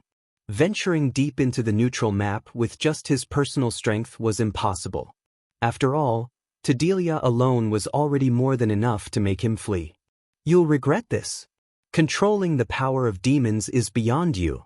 The more you use it, the deeper you will sink, until eventually your soul is consumed completely. Thank you for the warning, but don't think you demons will have an easy time devouring me. After saying so, Feng used the Bible of Darkness to erase Ferbero's consciousness and gain control over a portion of the Demon Prince's strength. A level 135 Demon Prince. Even with just 70% of Ferbero's strength, he could roam about the ruined mountain range's outer area without any worries. The conversation between Feng and Ferbero lasted for only a short moment. Hence, Delia, who had been petrified by the stone door and the Lord of the Dead, was still idle. However, after Feng took control of Ferbero's body, Delia immediately noticed something amiss. The Demon Prince's aura and mental oppression had weakened significantly. Moreover, Ferbero could display hostility toward it now. After realizing what had just happened, Delia pounced on Feng without hesitation, sending one of its mountain-sized claws smashing ruthlessly at the tiny human. Feng immediately felt as if the space around him had compressed 100-fold. Not only did his body feel a lot heavier, but even time had started slow. Tier 4 Innate Skill, Sundering Earth. This was the first time Delia had resorted to a skill. Previously, when fighting ants like Lifeless Thorn, it couldn't even be bothered to use skills. However, the only thing on its mind right now was to kill Feng as quickly as possible. Under intense pressure from the space around him, Feng looked up at Delia and smiled. "You're too late." Even before Feng finished speaking, Ferbero, who stood in front of Feng, waved his hand abruptly, and a pitch-black spear of flames condensed in his hand. He then swung the spear at Delia's approaching claw. Although Ferbero's spear was made of flames, it did not feel scorching at all. On the contrary, it gave off an extreme chill that froze the surrounding space. Time itself seemed to freeze momentarily. Boom! Space shattered and turned into nothingness. The impact of the collision between the two attacks caused the ground to sink. With the exception of Feng, the resulting shockwave also sent everyone flying over 500 yards away and inflicted damage on them ranging between tens of thousands to hundreds of thousands. Read latest chapters at Wuxia World. As for Delia, its massive body shot backward over 100 yards, leveling the terrain in its path. The next moment, Illusory Words, Unyielding Heart, and the others, who got blown away, gaped in shock as they looked at Delia. Chapter 2759, Half-Step Demon King. Is this the real trump card Black Flame has been hiding all this time? Illusory Words and Unyielding Heart were shocked as they stared at the three-eyed demon hovering proudly in the sky. At the same time, they revealed bitter smiles on their faces. Ferbero, Lord of the Dead. Demon Prince, level 135 HP 13 billion. They had long known that people like Feng would always keep a trump card hidden. Otherwise, he wouldn't have come to the dangerous ruined mountain range even though he had reached Tier 4. However, they never imagined that Feng's trump card would be this terrifying. The man had actually summoned a demon prince from the dark abyss and controlled it like a puppet to fight for him. A demon prince was an existence capable of rivaling Tier 5 existences. In terms of life rating, a demon prince was above even superior mythic monsters. Not to mention, Ferbero was even a demon prince with a title. Calling him a half-step demon king wouldn't be an exaggeration. If the various superpowers were to find out about this power, they would most likely have very ugly expressions on their faces. Any demon prince that possessed a title had earned their title by slaughtering countless people in God's domain. In fact, these titled demon princes were responsible for the destruction of some kingdoms in God's domain. For an existence capable of single-handedly destroying an entire kingdom, destroying a super guild's guild city would be child's play. In reality, Feng himself had also entertained the same fantasies as Illusory Words and Unyielding Heart. However, these thoughts remained merely thoughts. After his promotion to Tier 4, both his concentration and mana perception had gained a qualitative improvement. Thanks to these improvements, he discovered a small trace of dark energy lingering around his soul. The Bible of Darkness possessed incredible power. In fact, some legendary items would even seem weak compared to it. This situation was inconsistent with God's domain's rules. In God's domain, one had to pay a price corresponding to the power gained. This was the balance of God's domain.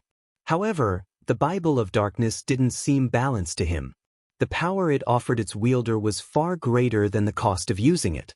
Now, the Bible of Darkness's detriments were thoroughly revealed. His soul had become tainted with dark energy. Although the dark energy lingering around his soul was incredibly weak, its purity was exceptionally high, equal to the energy found in 7 luminaries crystals. Ordinary power couldn't expel it, and the more he used the Bible of Darkness's power, the stronger and purer this dark energy became. Particularly, when he summoned Ferbero, the rate at which this dark energy grew had skyrocketed. Hence, unless absolutely necessary, he didn't dare casually use the Bible of Darkness's power for now. Meanwhile, as everyone was stunned by Ferbero's power, Tedelia, who had been knocked backward, let loose a deafening roar like an enraged beast. Tedelia's originally translucent body turned blood red and enlarged significantly. Now, the Realm Lord easily reached a height of 50 meters. Simultaneously, a ripple of power spread from its body, reaching 500 yards away and causing the ground to sink. What a strong gravity domain! Feng frowned when Tedelia's gravity domain reached him. Despite his mana domain and Tier 4 physique, moving inside Tedelia's gravity domain was actually difficult. Now, he couldn't even exhibit half of his normal speed, let alone his strength. If Tier 3 players stood within this gravity domain right now, they would most likely be crushed to death. Fortunately, Ferbero, whom Feng controlled, wasn't particularly affected by this gravity domain. His speed and strength had been reduced by only 20% or so. He still held an advantage over Tedelia. So, this is the Demon Prince's power? Feng was astonished by this situation. Despite both him and Ferbero being Tier 4 existences, there was a tremendous gap between them. He only had basic control over Ferbero's body. Utilizing Ferbero's mana and frightening concentration was beyond him. While these two aspects might not seem very important, they were crucial for Tier 4 existences to maximize the use of their basic attributes. At this time, Feng couldn't exhibit even 10% of Ferbero's true combat power. Despite that, Ferbero could still overwhelm Tedelia. All Feng needed to do now was control Ferbero and have the Demon Prince pin down the Soul Singer. If everyone else helped out in attacking Tedelia, slaying the superior Mythic wouldn't be impossible. However, Tedelia had no intention of letting Feng realize his plans. Chanting an incantation, the Realm Lord repeatedly shattered the ground around itself and gathered the scattered rubble. In just 3 seconds, a meteorite with a 400-yard radius had formed in midair. A Tier 4 curse? Feng's complexion darkened when he saw the meteorite. A Tier 4 curse cast by a superior Mythic would possess power at the Tier 5 standard. A single strike from such an attack was more than enough to demolish a city's defensive magic array. As a Tier 4 player, if he got struck by this attack, he would die without question. At this time, let alone Feng, even Illusory Words, Unyielding Heart, and the other players standing over 500 yards away were stunned by Tedelia's attack. Helpless smiles appeared on their faces. Once this Tier 4 curse landed, none of them would survive. They couldn't even interrupt the spell. Damn it! Why can't I use his mana? Feng felt a huge headache in this situation. If Ferbero were to rely on only his physical body, the Demon Prince definitely wouldn't be able to shrug off a Tier 4 curse. Moreover, even if Ferbero could endure the attack, both Feng and the rest of his team couldn't. Escaping was also impossible at this point.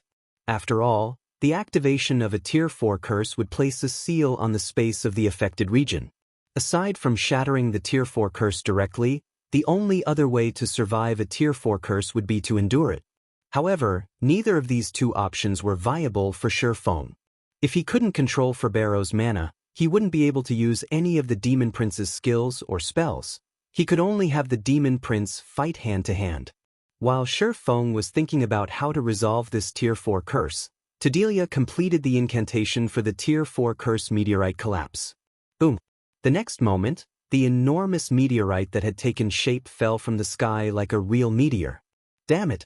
Seeing the descending meteorite, Feng gritted his teeth and began calling the dark energy hidden in the depths of his soul. It's all or nothing now. As a tool capable of controlling all demons, the Bible of Darkness shouldn't be limited to turning demons into simple meat puppets. Feng believed it could exert further control over them. Meanwhile, a demon's power wasn't limited to just mana. They also had access to the terrifying power of darkness. In other words, the power of darkness was the source of strength for demons. Yet, when Feng used the Bible of Darkness, he could perform only simple manipulation of demons. This obviously didn't seem right. The instant Feng manipulated the strand of dark energy within his soul, it actually formed a connection with Ferbero's source of power. This is... Feng was stupefied. At this moment he felt that he was Ferbero. He now could see what Ferbero saw and feel what Ferbero felt. Read latest chapters at Wuxia World. Is this what it feels like to be in existence approaching Tier 5 Demon Kings? Not only did Feng not feel the slightest bit anxious or fearful of the descending meteorite, but it even looked like a toy to him. Be it the surrounding mana, terrain, or sky, he could now perceive everything with extreme clarity. Even the operating principles of the profound magic elements looked far less complex in his opinion. Meanwhile, just when everyone else on the team shook their heads and gave up, Ferbero suddenly raised a hand under Feng's control and directed it at the massive meteorite. The next moment, a gigantic hand made of mana appeared out of thin air and grabbed the meteorite, then lightly squeezed. Boom! A deafening explosion occurred in midair, and the meteorite, which was over 400 meters in radius, instantly shattered into dust. Space around the hand also transformed into a black void.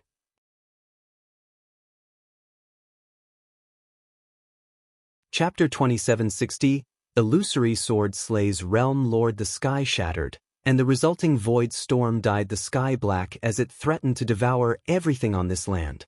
The void storm was so powerful that even Tier 4 players would suffer severe damage or death if they got too close. So strong. He crushed a Tier 4 curse with his hand. Is he really just a Tier 4 demon? Everyone present gasped at the power of the demon Prince Feng controlled. Ferbero's might had thoroughly shattered their perception of Tier 4 demons in God's domain. In fact, even Feng himself felt shocked by this outcome. Amazing! A demon prince can actually control mana to such a terrifying level. No wonder they're known as half-step demon kings. Their actual combat power is definitely at the Tier 5 standard. Previously, Feng had merely thought to use Ferbero's mana to resist Tedelia's Tier 4 curse. However, the mana hand the demon prince conjured had actually shattered the Tier 4 curse. The demon prince's power was beyond his imagination. Nevertheless, the most amazing aspect about Ferbero would have to be the mana he could condense. The strength of the condensed mana surpassed even Feng's mana when he executed Holy Devour. Meanwhile, Ferbero had already exhibited such astounding mana just by casually condensing it into the shape of a hand. Had the demon prince executed a mana technique just now, the result would have definitely been mind-blowing.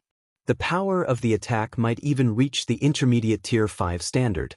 Usually, if a superior mythic monster used a Tier 4 curse, the spell's power would only be at the entry level of Tier 5, not even reaching the basic Tier 5 standard. However, the mana hand Ferbero manifested just now was undoubtedly at the basic Tier 5 standard. If the attack's power reached the intermediate Tier 5 standard, the resulting spatial storm would have had a radius of several thousand yards instead of just several hundred yards. Feng couldn't help reveling in Ferbero's power. After all, the feeling of wielding such power was simply wonderful. This was especially true for Ferbero's perception of and affinity for mana. When controlling the demon prince, Feng could feel his comprehension of the operating principles of mana becoming a lot clearer than before. This wasn't a sensation he could experience with just an ordinary Tier 4 physique. If I can maintain this state, I can probably break through my mana body's 100% threshold in just 1 or 2 hours. My control of mana might even improve, and getting promoted to a Grandmaster Magician would be far less of a struggle. The gap in physique and life rating wasn't something that basic attributes could compensate for. If the effects of basic attributes on one's combat power were calculated by addition and subtraction, then the effects of physique and life rating would be calculated by multiplication and division. This was also why the dragon race stood at the apex of all races. Even with the same basic attributes, a dragon would be many times stronger than a human. For the same reason, dragons, fallen angels, and such creatures were invincible among those of the same tier, with some even capable of transcending tiers. Based on the power Ferbero displayed, the Demon Prince's life rating was probably close to rivaling dragons. However, as Feng was savoring this wonderful moment, a stinging pain came from the depths of his mind. He paled in agony and almost staggered and fell to the ground. Sure enough, the system won't allow players to be immersed in this feeling for long. Feng smiled bitterly when he sensed the state of his concentration and the taint on his soul.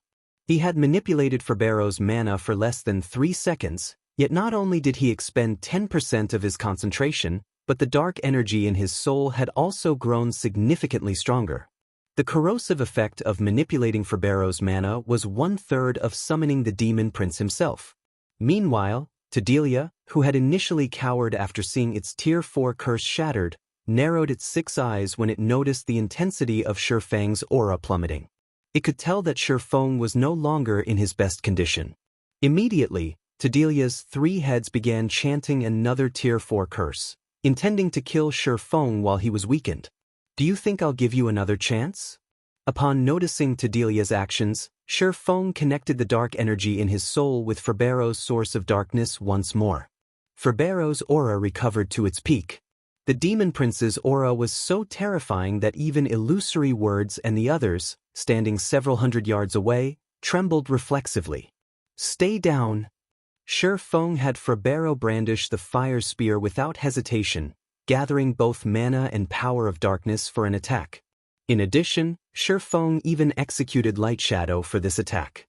However, as he was executing the mana technique indirectly, through Ferbero, he failed to execute the complete Light Shadow. Even so, the resulting attack was still magnitude stronger than the earlier mana hand. The next moment, illusory spears rained down from the sky and bombarded Tedelia's heads. The attacks were so quick and powerful that the Soul Singer couldn't dodge them in time, its body getting pummeled into the ground. Cracks extending several thousand yards formed on the ground due to the impacts. The violent trembling of the earth toppled everyone on Feng's team and forced them to sit on the ground. By the time the land stopped shaking, a crater with a 300-yard radius had formed in Tedelia's position. As for the Realm Lord itself, its body had sunk several dozen meters into the ground, only its 3 heads remaining above ground. -1,165,446,428, a damage value exceeding 1 billion emerged slowly above Tedelia's head as its HP bar fell by a significant chunk. Even its life aura had weakened slightly. The commander is insane. He actually managed to summon such a demon. Solitary 9 was secretly astonished when he saw the damage and destruction Ferbero caused. At this rate, the fight could end in just another dozen hits or so. The boss monster that previously filled their minds with only thoughts of escape had been beaten down like a dog. The heavy injuries Tedelia suffered had also caused it to lose 30% of its basic attributes. There was simply no comparison between Tedelia and Ferbero. Alright, stop daydreaming. All of you activate your berserk skills and fight the boss together with the Demon Prince. We must get rid of the boss now. Otherwise, none of us will get out alive. Feng ordered weakly through the team chat as he sat down on the ground. He had used his full power to launch that previous blow. He had even executed a partial Light Shadow. As a result, he had expended 30% of his concentration and further enhanced the dark energy in his soul. Now, he was in an incomparably weakened state, and just controlling Ferbero required all his focus. If they allowed Tedelia to recover and use another Tier 4 curse, they would team wipe. Hence, they needed to finish Tedelia while the Realm Lord was still weakened. They definitely could not afford to give it a chance to catch a breather.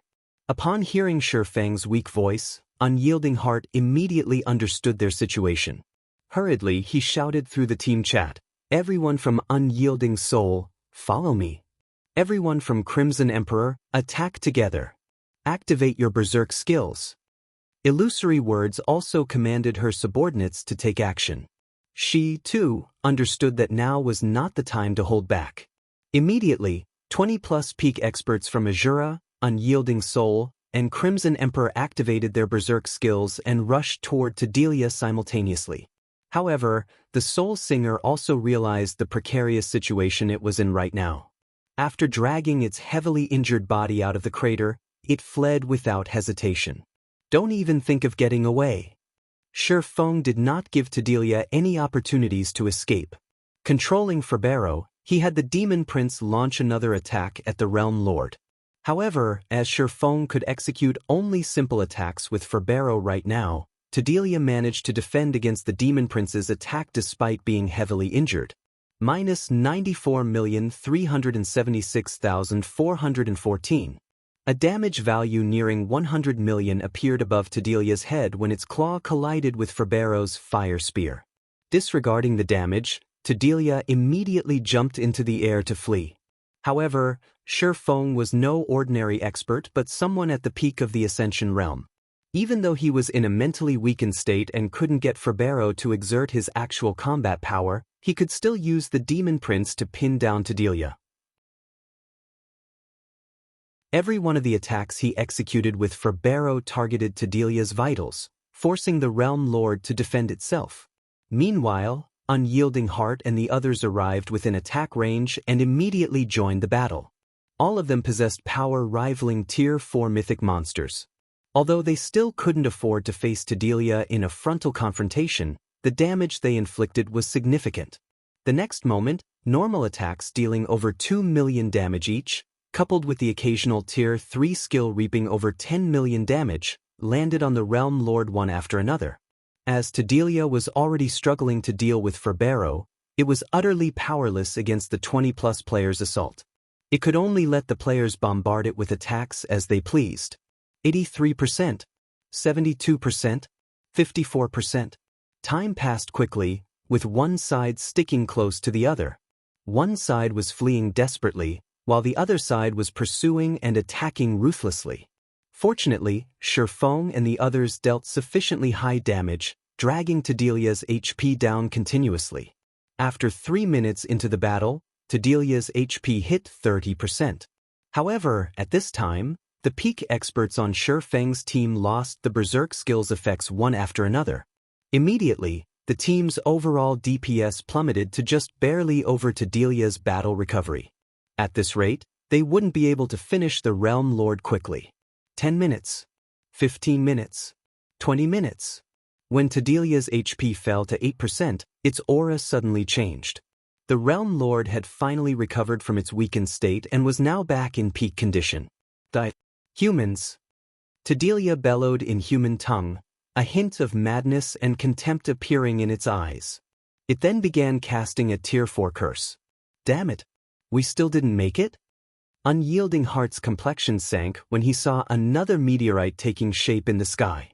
They had fought for more than 20 minutes, yet they still failed to slay the weakened Delia. Now that the Realm Lord was casting another Tier 4 curse, the raid was as good as over. The one who's going to die is you. Some distance away from the battlefield, Feng stood up abruptly, a glimmer of light blooming in his eyes. He then manipulated the dark energy in his soul once more. Compared to the 2 previous instances, Feng was much more familiar with manipulating Ferbero's power this time. The next moment, Ferbero wielded his spear like a great sword and entered the stance for executing Light Shadow. The mana around the Demon Prince began rampaging. Simultaneously, an illusory sword 100 meters long appeared in midair. Die. Read latest chapters at Wuxia World. At this moment, Feng had exhausted every bit of concentration he had left to have Ferbero execute Light Shadow. Boom. The illusory sword descended instantly. For a moment, everyone even had the misconception that the sky had been split apart. 1 second later, Delia's 50-meter tall body divided into 2 halves and collapsed to the ground. The Realm Lord's HP zeroed out, the boss becoming deader than dead.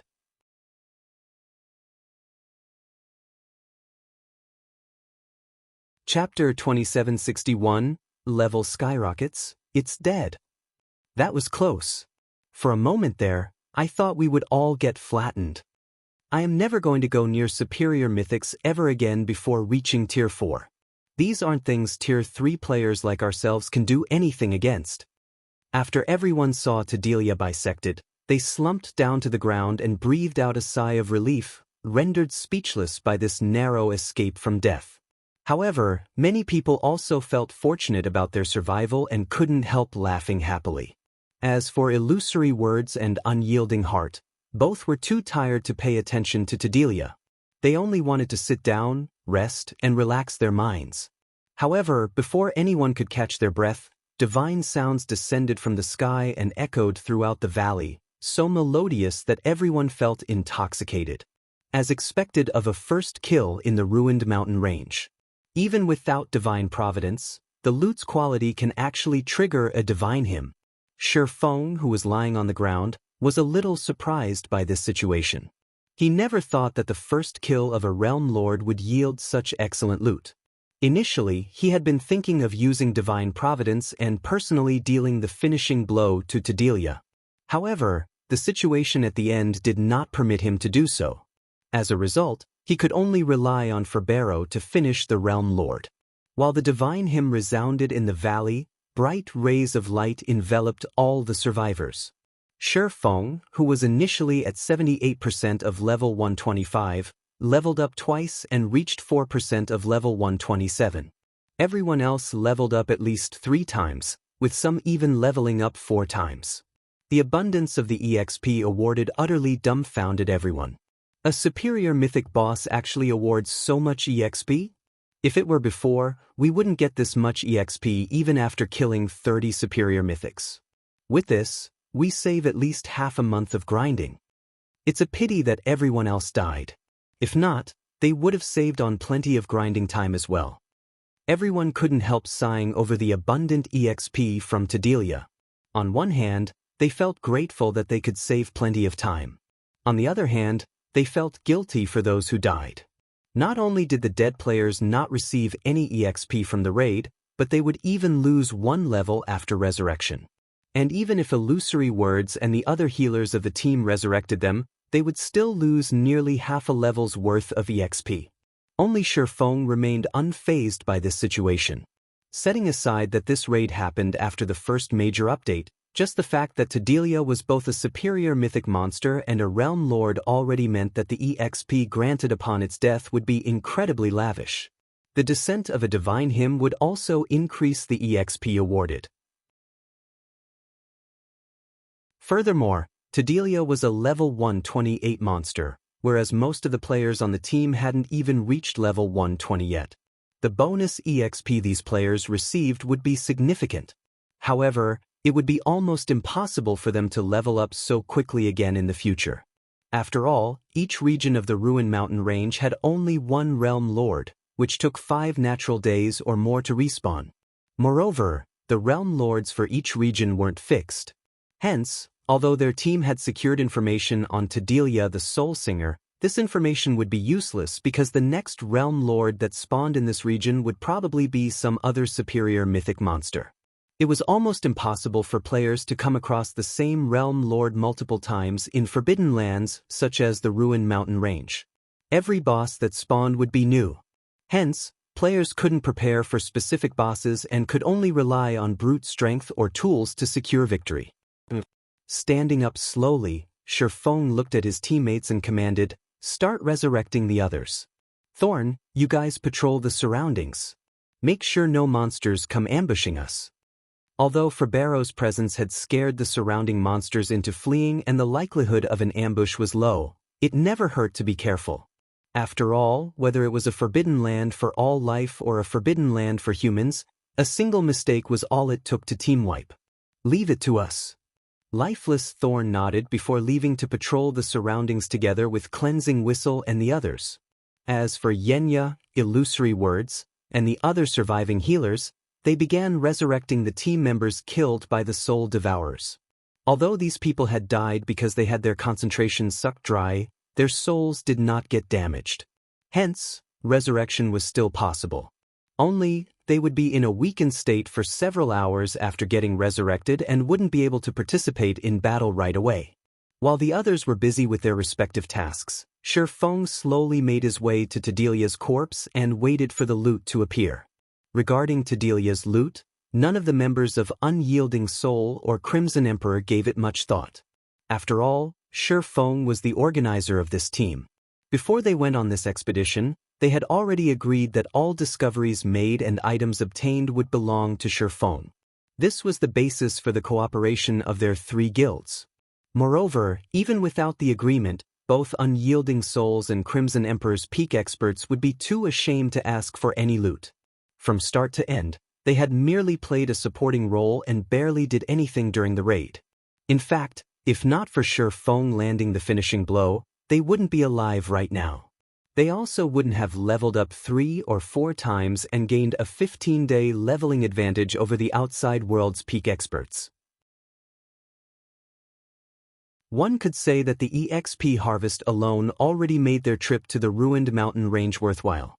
Not to mention, they also got to learn about the ruined mountain range and find out just how dangerous the neutral map was. With this information, their 2 guilds would have a much easier time exploring the neutral map in the future. Let's hope the loot isn't too bad. I'd even settle for just 1 or 2 Tier 4 skill books or a legacy guidance fragment. Feng prayed inwardly when he saw the dark clouds in the sky gradually scattering. Compared to the outside world, the ruined mountain range was impoverished. Unlike what most people of the outside world imagined, the ruined mountain range wasn't a place where one could just kill a few random mobs and get rich quick. On the contrary, be it forbidden lands for humans or forbidden lands for all life, both were scarce in material resources.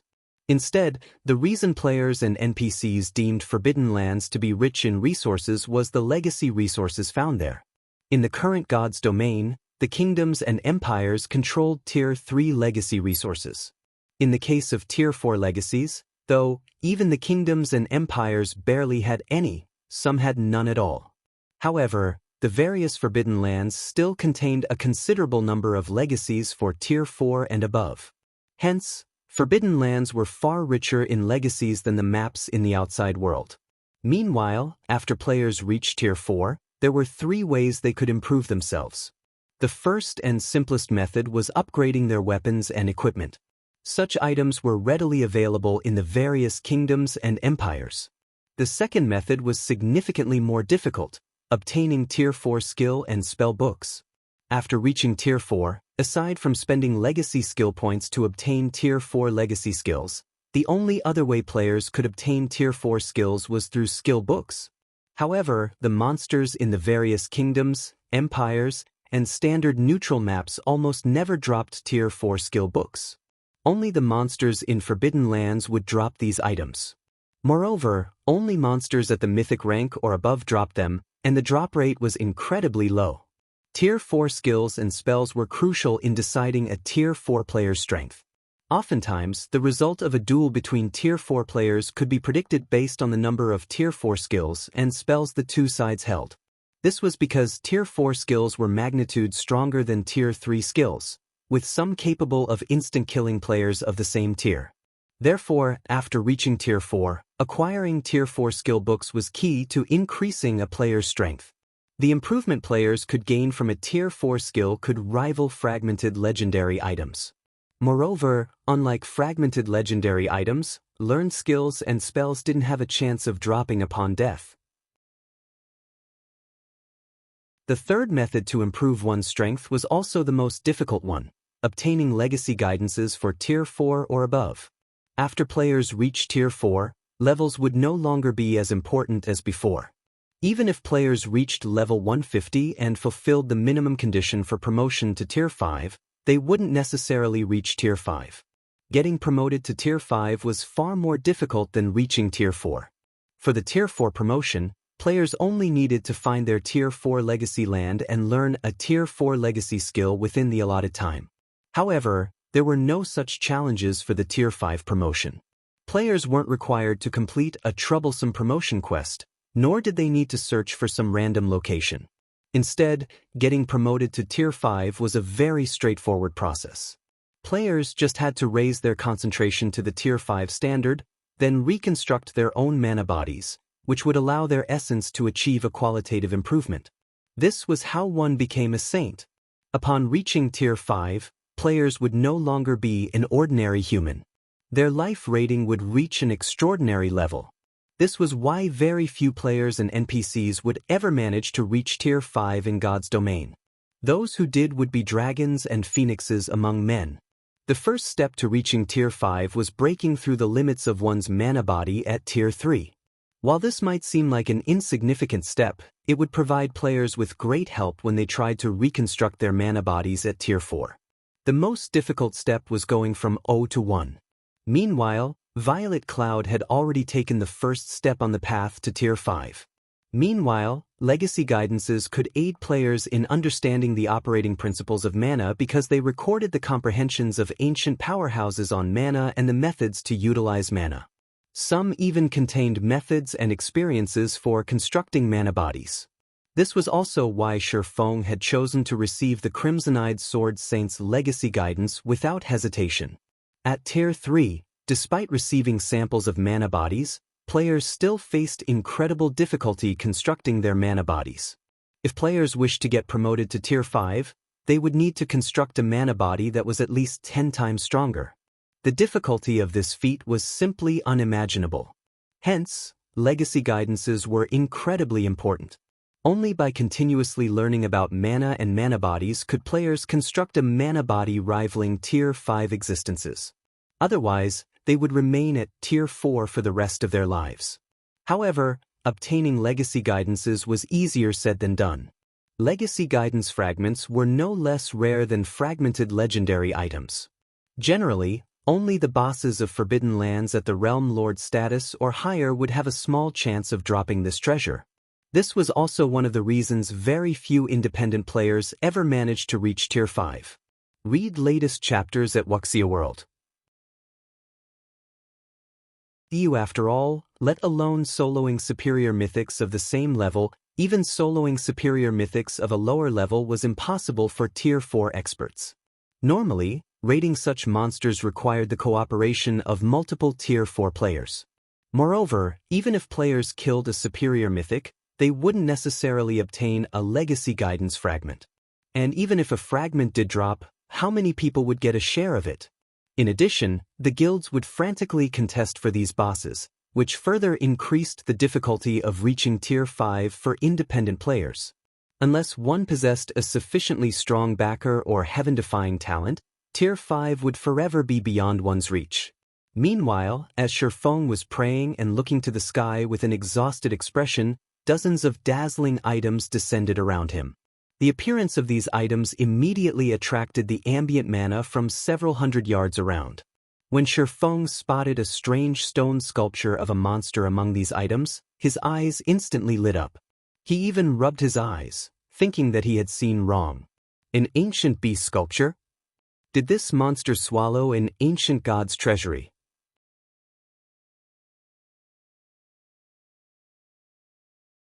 Chapter 2762, Ancient Treasure. While the strange beast statue held Feng's attention, the other players patrolling and resting in the distance noticed the several dozen items falling from the sky. Their eyes immediately widened in shock. Crap, what's up with this loot? I've never seen so many epic items and legendary materials dropping at once. The boss is a level 128 superior mythic, so the epic items it dropped can definitely be used up to level 150. Despite making so many contributions to the guild, I only managed to get a pair of epic bracers that can be used up to level 130.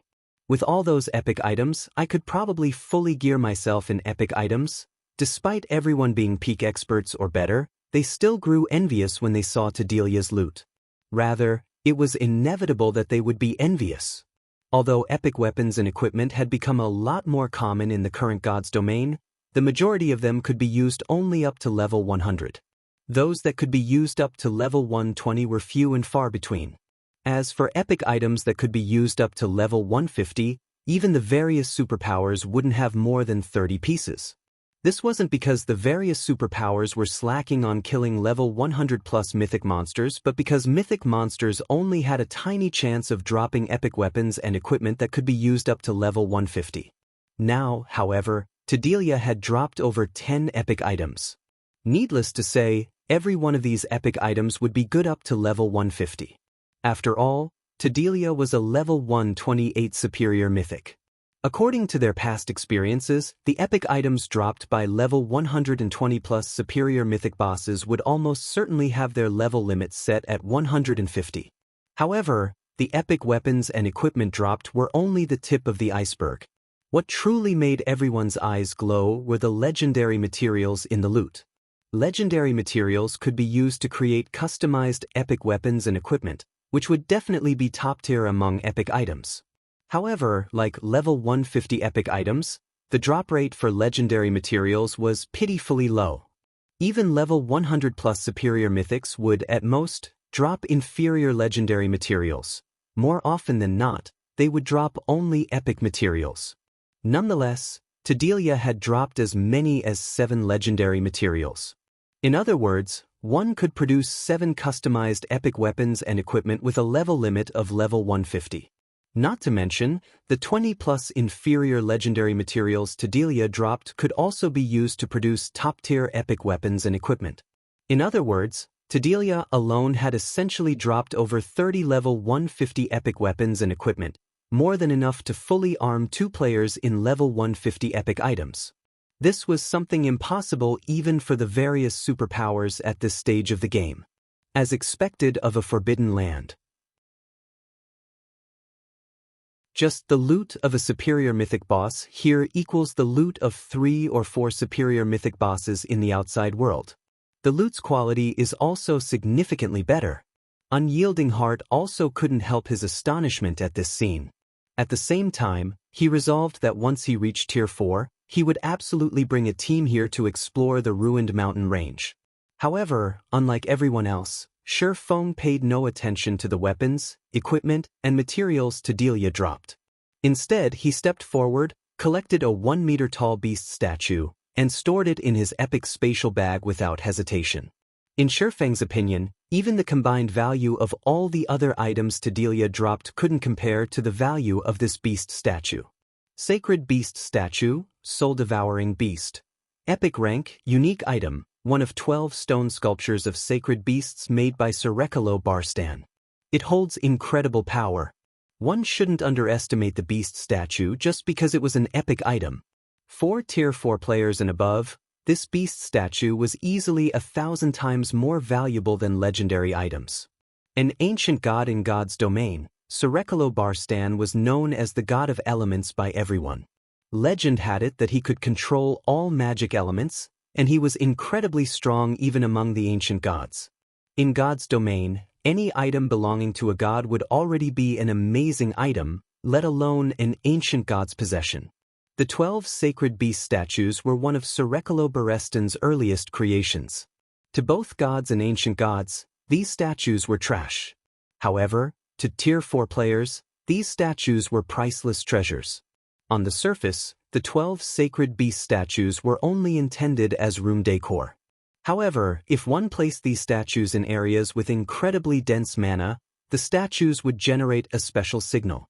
This signal allowed players inside the room to perceive the operating principles of a particular magic element. Although the granted perception was vague, it was still much better than blindly trying to feel and deduce the operating principles of the magic elements. Moreover, the effect stacked. With more beast statues collected, not only would one get to perceive more magic elements, but the intensity of the granted perception would also increase. In the past, a super guild had discovered an ancient god's treasury.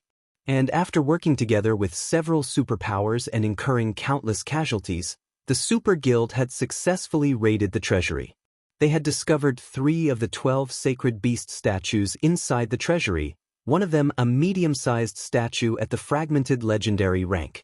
Due to these 3 beast statues, the super guild that found the treasury had ended up one of the 12 great guilds within a short period. Now, Feng had merely killed a superior mythic-ranked realm lord, yet he had actually acquired a sacred beast statue. This was simply unbelievable. I really lucked out this time. Although not even one fragmented legendary item dropped, the boss actually dropped an intact legacy guidance crystal, besides one of the 12 sacred beast statues. If any of those superpowers in the past found out about this, they would most likely go crazy from envy. Feng inwardly grew ecstatic as he picked up a crimson memory crystal from the ground. Normally, the legacy guidances players could obtain in Forbidden Lands were only fragmented crystals. Due to the instability of the mana inside these fragments, they would disappear after one use. However, an intact legacy guidance crystal was a different story. As the mana inside an intact crystal was incredibly stable, players could use it several times. Moreover, each use cost only 100 magic crystals. However, as these legacy guidance crystals were quite ancient, even a complete one could be used only 9 times. Regardless, an intact legacy guidance crystal was as valuable as a legendary item because it recorded far more information than a fragmented crystal. A single use of an intact crystal was easily worth 10 uses of fragmented crystals. In the past, some superpowers were even willing to exchange a legendary item for an intact legacy guidance crystal. However, nobody had ever taken up the offer. This was especially true for guilds and adventurer teams. After all, the legacy guidance crystal could lead to the birth of a tier 5 player, which was way more valuable than a legendary item. In God's domain, unless tier 6 god-ranked experts made an appearance, tier 5 players would stand at the pinnacle of the game. The resources a tier 5 player could acquire with their strength far exceeded the value of a legendary item. Several minutes later, Feng finished storing all of the dropped items in his spatial bag. He then let everyone rest for an additional 10 minutes before leading them toward the Earthfall secret land. Feng had no choice but to position the still weakened members at the center of the team. He also had Fabero open up the path for them, clearing out the level 125 plus Great Lords and Grand Lords that assaulted their team on the way. He had no intention of resting whatsoever. "Commander, aren't we in too much of a hurry?" Solitary 9 asked in a whisper as he looked at Feng, who still had a deathly pale complexion. The fight with Tadelia left everyone's concentration below the 10% threshold. They could fall unconscious at any time. Feng was no exception. Yet, after resting for just a short while, Feng had led them deeper into the ruined mountain range without hesitation. At this point, they had already been running for close to 2 hours, and everyone had constantly been fighting throughout this period. Moreover, the monsters they fought all had considerably high combat standards and high basic attributes. Although Fabero took on most of the monsters for them, the occasional monsters still slipped by. And if they weren't careful, they would be easily overwhelmed by these monsters. "I know, but we don't have much time left," Feng said while controlling Fabero. Smiling bitterly, he continued, "At this point, I can no longer summon a second demon prince. If the duration of this one lapses before we reach our destination, we'll die a miserable death." Upon hearing Feng's words, Solitary 9 looked at the endless monsters around them and got goosebumps. At the same time, he subconsciously raised his shield and stood closer to Feng. If not for the demon prince, they would definitely be doomed. In fact, they wouldn't be able to cope with all these monsters, even with several tier 4 experts on the team. After all, fighting in the Ruin Mountain range cost a lot of stamina and concentration. It was impossible for players to fight endlessly. "Move faster. We're almost there." Feng urged everyone through the team chat after taking a look at his map. At Feng's words, everyone hurriedly closed the distance to Fabero. The team then broke out in a mad dash while blocking the attacks coming from the surrounding monsters. After frantically advancing for another dozen minutes or so, the team finally discovered a huge cave in the valley, with an entrance several dozen meters high. The cave exerted a mental influence that rivaled Tadelia's, making everyone feel discomfortable. "Guild leader Black Flame, is this the place you were talking about?" Illusory Words asked anxiously. When she looked at the nearby cave, she got a sense of depression and uncertainty. A hint of fear had even appeared in her heart. If she was already experiencing such feelings even before entering the cave, it wasn't hard to imagine how dangerous it would be inside. Looking at the God-Slayer's map, Feng said with certainty, "It should be here." But that mental influence. Unyielding Heart had goosebumps as he looked at the cave. If another monster like Tadelia emerged from the cave, they really would be on their way to the underworld. The mental influence is indeed considerable, but we went to great lengths to get here. We can't possibly give up now, can we? Feng also understood Unyielding Heart's worries. If they died now, it would indeed be a big loss. However, he had to obtain the God-Slayer's treasure no matter what. In the worst-case scenario, he was even willing to use his final trump card. Read latest chapters at Wuxia World. Okay, let's go in and take a look. Unyielding Heart nodded. He, too, thought that Feng's words were correct. They had already gotten this far. It would be a pity if they abandoned the expedition. Not to mention, they still had the Demon Prince to guard them. If further progress was truly impossible, they could still escape. Following which, Feng and the others made their way to the cave.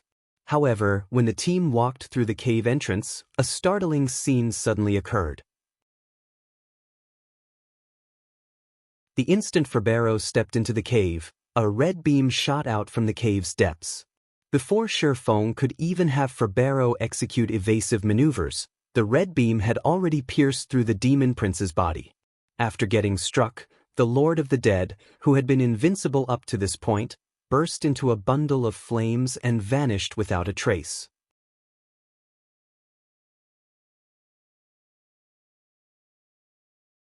Chapter 2763, God? He died? Feng was dumbfounded at the sight of Febero one-shot. Not only was that red beam unbelievably fast, but it even packed enough power to kill a demon prince instantly.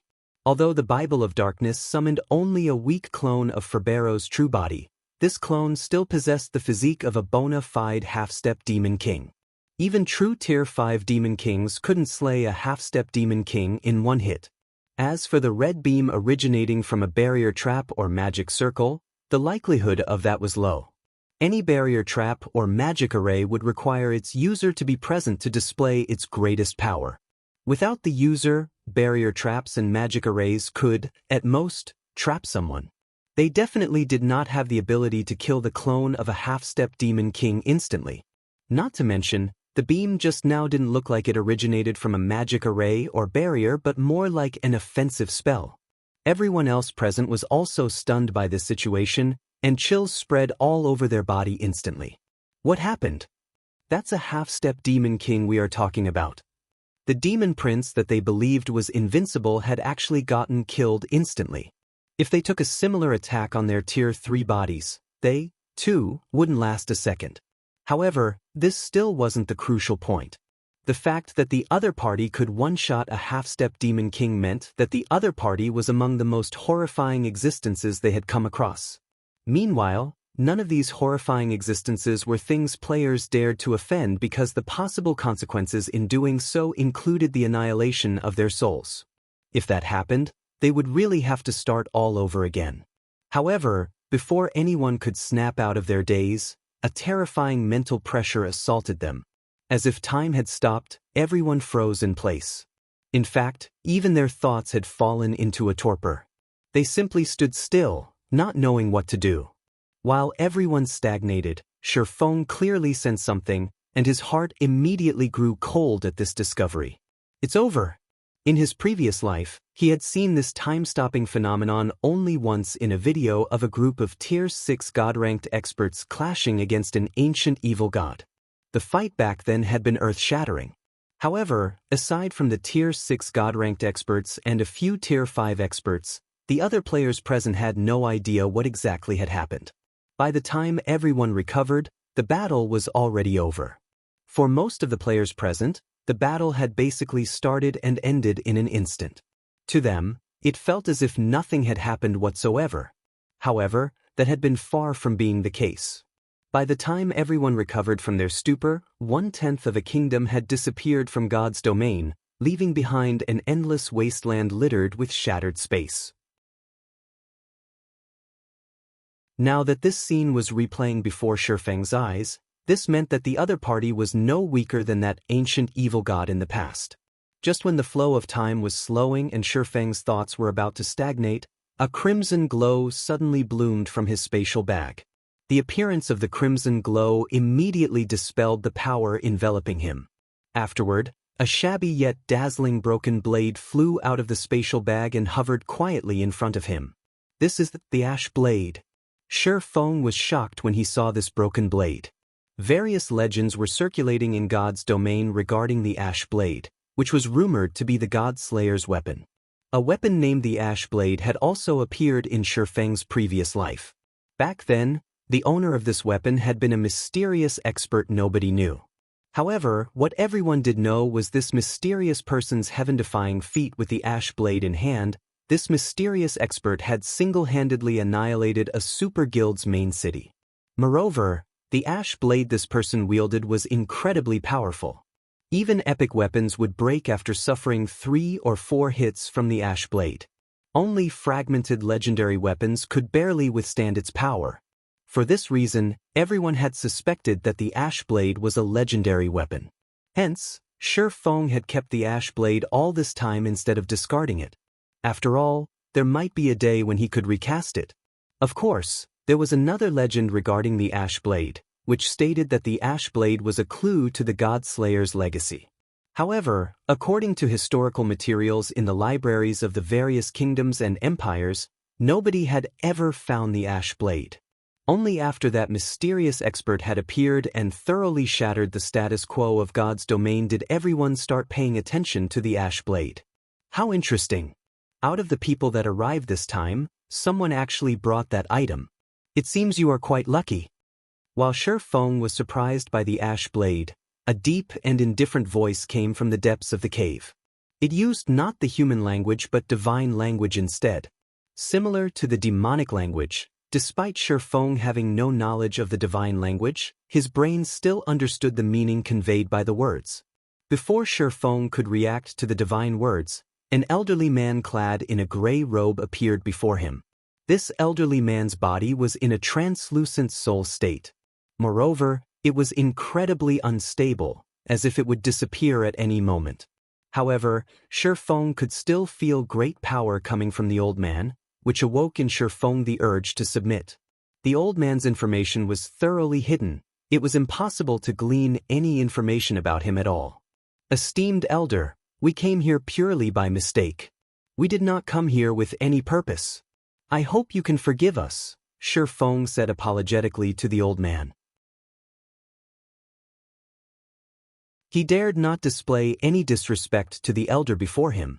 Although Feng wasn't aware of the old man's true identity, the fact that the old man could stop time meant that he was undoubtedly at the Tier 6 standard. Even if the old man was only a remnant soul now, he still wasn't in existence Feng could afford to offend. You don't have to lie.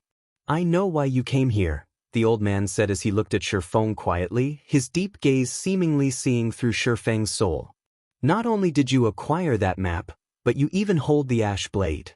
In that case, you qualify to enter this place and know its secret. How much you can gain from this secret will depend entirely on yourself. I am only an observer and the protector of this place. I won't do anything to interfere with your progress.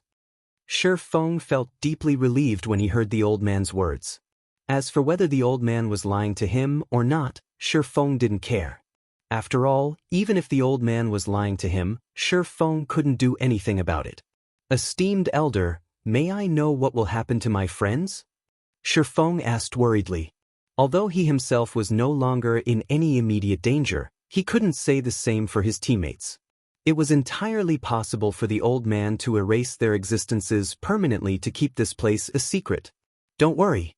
I won't kill them, the old man said, chuckling as he glanced at Feng's teammates. After all, they are individuals blessed by heaven. They won't die even if they are killed, right? Feng couldn't help growing slightly nervous at the old man's question. For some reason, he had a feeling that this old man knew a lot of things. In fact, he might even understand the true existence of players. Otherwise, he wouldn't have asked such a question. This was the first time Feng had met such an NPC.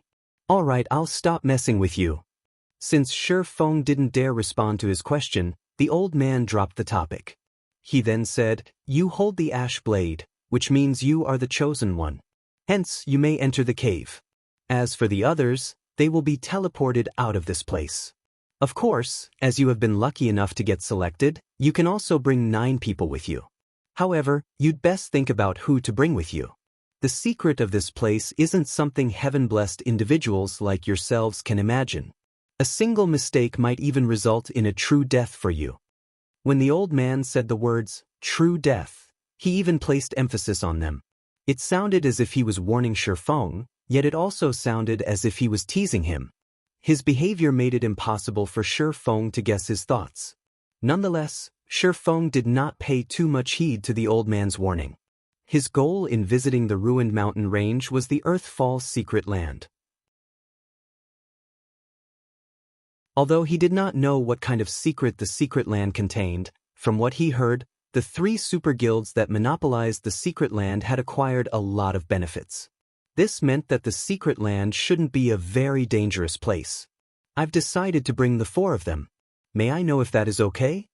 Feng asked as he pointed at Lifeless Thorn, Solitary 9, Xianxia, and Cleansing Whistle. Only 4. After taking a glance at Lifeless Thorn and the others, the old man looked at Feng in surprise and asked, "Are you sure you don't want to bring more? You should know that the cost of entering that place is extraordinary. The amount of time you can stay there is also very limited." "I'm sure." Feng nodded. Initially, he had considered bringing more people with him. However, with the possibility of this secret being much greater than he imagined, every additional person he brought along would be an additional risk. Hence, he decided to bring only Lifeless Thorn's group of 4. After all, the 4 of them had long since known many of his secrets. They could truly be considered his people already. However, the Azura Adventurer team's other members were not as reliable. "Alright, this is your decision." The old man no longer pursued the matter and waved his hand at the 4 selected people. Apart from Lifeless Thorn, Solitary 9, Xianxia, and Cleansing Whistle, all the others immediately transformed into streaks of light and flew out of the cave. The streaks of light then left the ruined mountain range, dodging the purple lightning decorating the neutral map sky. Meanwhile, Lifeless Thorn and the others suddenly jumped up in surprise. "What's going on?" When Lifeless Thorn and the others saw their current situation, they fell into a daze. Just a moment ago, there had been nobody standing before them. In fact, even Feng had been behind them.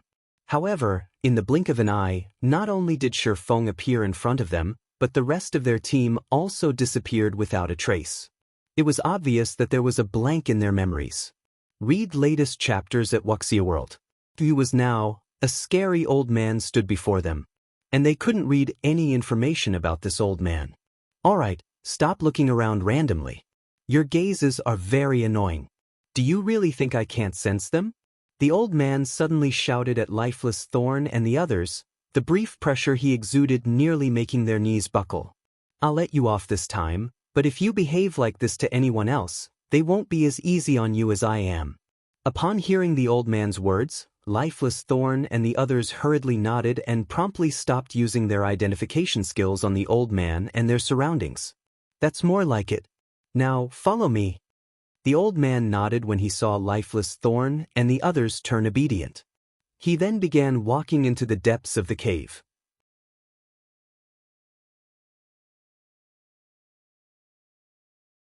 Chapter 2764, Land of Fallen Gods. Outside of the ruined mountain range, devouring swamp. Dozens of streaks of lights descended onto a swampy woodland as Unyielding Heart and the others were transported out of the ruined mountain range. Were we resurrected? Unyielding Heart looked at his surroundings with some confusion. Why did we get resurrected here? Where's Brother Black Flame? The Devouring Swamp was a neutral map adjacent to the ruined mountain range. However, the map was very high level, with monsters at level 130 or above. It wasn't suitable for them to travel across. Hence, they had previously traveled through a level 120 neutral map to enter the ruined mountain range. "I don't think we got resurrected," Illusory Words said, shaking her head. We were most likely teleported here, probably the doing of that horrifying existence we came across just now. Although she didn't know what had happened, the most likely possibility was that they were banished from the cave since none of them had lost any levels. Big Sis Illusory. Aside from Black Flame, Azura's side seems to be missing 4 people too, Blue Gown said strangely after carefully inspecting the team. At Blue Gown's words, everyone else noticed that Lifeless Thorn and 3 others of the Azura Adventurer team were indeed missing. At this discovery, Azura's members couldn't help becoming anxious. Did they get left behind? Unyielding Heart subconsciously muttered a guess. At Unyielding Heart's words, everyone present felt chills crawling down their backs. Before they lost consciousness, they had clearly felt a frightening mental influence from the depths of the cave. If not for them losing consciousness a moment later, they might have dropped to their knees the next second. Without a doubt, the source of the mental influence was the most terrifying existence they had come across since entering God's domain. They found it truly hard to imagine the consequences of being targeted by such an existence. If that's true, this is bad. Illusory Words also frowned at this possibility. Against that kind of frightening existence, even a Tier 4 player like Feng would be no different from an ant. In fact, the said existence might even be able to obliterate their souls. After all, a few of the many frightening existences she knew of possessed this kind of horrifying ability. Not to mention, the existence they just met was many times stronger than any of those frightening existences. Let's reorganize the team and go back to take a look. Simply standing around and doing nothing isn't a solution, Unyielding Heart suggested. No, we cannot go back in, Illusory Words countered, shaking her head. Since that existence chose to keep them there should be a reason for this. Otherwise, why could we safely leave that place, whereas they couldn't? Moreover, we don't have the time to enter the ruined mountain range again. How so? Unyielding Heart asked strangely. Although Illusory Words' deduction might be correct, they couldn't just abandon Feng and the others without doing anything. After all, they didn't even know whether they had accomplished their task. If the task wasn't completed, their 3 guilds would be in big trouble afterward. I just received news that not only did the number of NPCs increase again, but the various powers members are also facing greater difficulties in leveling up. Shortly after we started sending our members into the secret Covenant Tower, the superpowers began having designs over it. They think that the tower is an excellent leveling spot, and they've already clashed with us outside Sky Spring City several times, Illusory Words explained. We need to head back as soon as possible to preside over the situation. Otherwise, it'll be impossible to seal off Sky Spring City with just a bunch of Tier 3 experts. They're taking action already? Unyielding Heart was surprised by this revelation. Initially, he thought that the various superpowers wouldn't pay as much attention to the secret Covenant Tower just for the sake of leveling. Hence, he hadn't anticipated such a development. However, the massive increase in the NPC population had undoubtedly increased the various powers' urgency and difficulty in leveling up. This made excellent leveling spots even more valuable than before. Now, just for the sake of leveling up quickly, many superpowers had already started targeting the secret Covenant Tower. If these superpowers entered the tower and discovered the Tier 3 legacies inside, the situation would definitely become even more troublesome. So, we need to return quickly to ensure nobody sneaks into Sky Spring City and the secret Covenant Tower. Otherwise, the various superpowers would have already occupied the tower before Black Flame completes his task. If that happens, we'll end up even more passive, Illusory Words said. She then took out a transfer scroll and immediately teleported to Crimson Emperor's residence in Silverwing City. After Illusory Words teleported away, the other Crimson Emperor members took out transfer scrolls and teleported to Silverwing City one after another. What should we do? Mu Lingsha asked Unyielding Heart as Crimson Emperor's members left. Do we return too? That's the only thing we can do. Let's just hope Brother Black Flame's side is safe. Otherwise, we'll have a difficult road to walk down the line, Unyielding Heart said, sighing as he took out a transfer scroll himself. Unyielding Soul's other members immediately followed suit one after another. As for Azura's members, They planned to remain in the devouring swamp and level up while waiting for their vice commanders to contact them before taking further action. During the time Illusory Words and Unyielding Heart had returned to Silverwing City to control the overall situation, Feng and the others in the distant ruined mountain range had arrived at the deepest part of the cave. Is this the secret of this cave? Shock and surprise filled Lifeless Thorn as he stared at the icy cavern before him. The icy cavern was over a dozen kilometers wide. Its interior was a snowy white world, with ice sculptures in the shape of humans, elves, half-orcs, giants, dwarves, and other races erected all over. Every one of these ice sculptures radiated an aura that was stronger than the demon Prince Ferberos.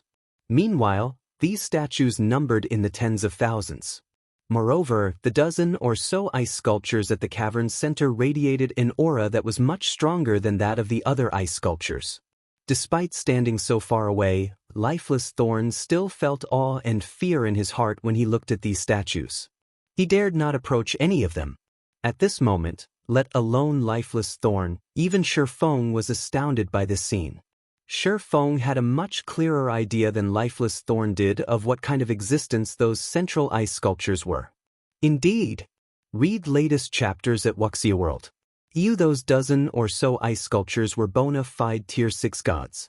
He had even read about a few of them in libraries. From the scene in the cavern, he could tell that these gods and people of various races had been going up against something. Only, the end result was that every one of them got frozen into eternal ice sculptures. What the hell happened here? Feng was greatly puzzled as he looked at this horrific scene. Tier 6 gods were existences that stood at the apex of God's domain. A force of over a dozen gods could devastate the continent.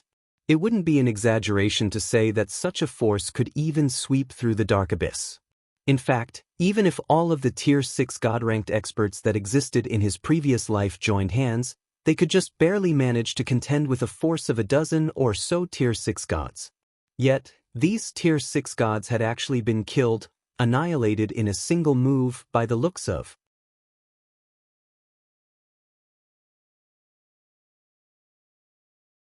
Chapter 2765, Godslayer's Legacy. After a brief silence inside the cave, a deep, emotional voice entered Feng's ears. You had best not ask or think about what happened in the past and what caused the deaths of so many of the world's powerful people and even gods. You also must not look into these matters. The consequences of doing so are not something even heaven-blessed individuals like yourselves can bear. You might even lose your minds as a result, the old man warned when he saw the curiosity on the faces of Feng and the others. Although the old man's voice did not carry any mental influence or coercion, the certainty in his tone made Feng shudder involuntarily. As for Lifeless Thorn, Solitary 9, Xianxia, and Cleansing Whistle, although they reacted fearfully to the old man's warning, the curiosity on their faces was clear for all to see. It was evident that they did not take the old man's words seriously. After all, this was a matter related to gods. Players who were new to God's domain treated the word God as merely a noun. At best, gods were a type of powerful monster to them. However, those who truly ventured around God's domain and studied the historical materials in the libraries of the various kingdoms and empires would realize that gods weren't just powerful existences. Simultaneously, they represented a kind of extreme, a road leading to the top of God's domain. Hence, anything related to gods represented a massive opportunity for players. This was especially true for Tier 3 players like themselves. They were quite aware that they could no longer advance on their own. If they wished to get to the next level, they would have to follow in the footsteps of their predecessors. Meanwhile, the footsteps of gods were undoubtedly the best to follow. None of you should look deeper into this matter, at least not now, Feng suddenly said to Lifeless Thorn and the others. He knew very well how attractive gods were to Tier 3 experts. They wouldn't hesitate to look into matters related to gods, even if the risks were big. After all, the road to promotion was simply too difficult.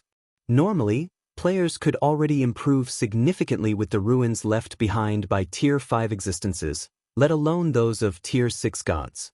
However, the disappearance of some peak experts and apex experts from both the game world and the real world most likely had something to do with Tier 6 gods.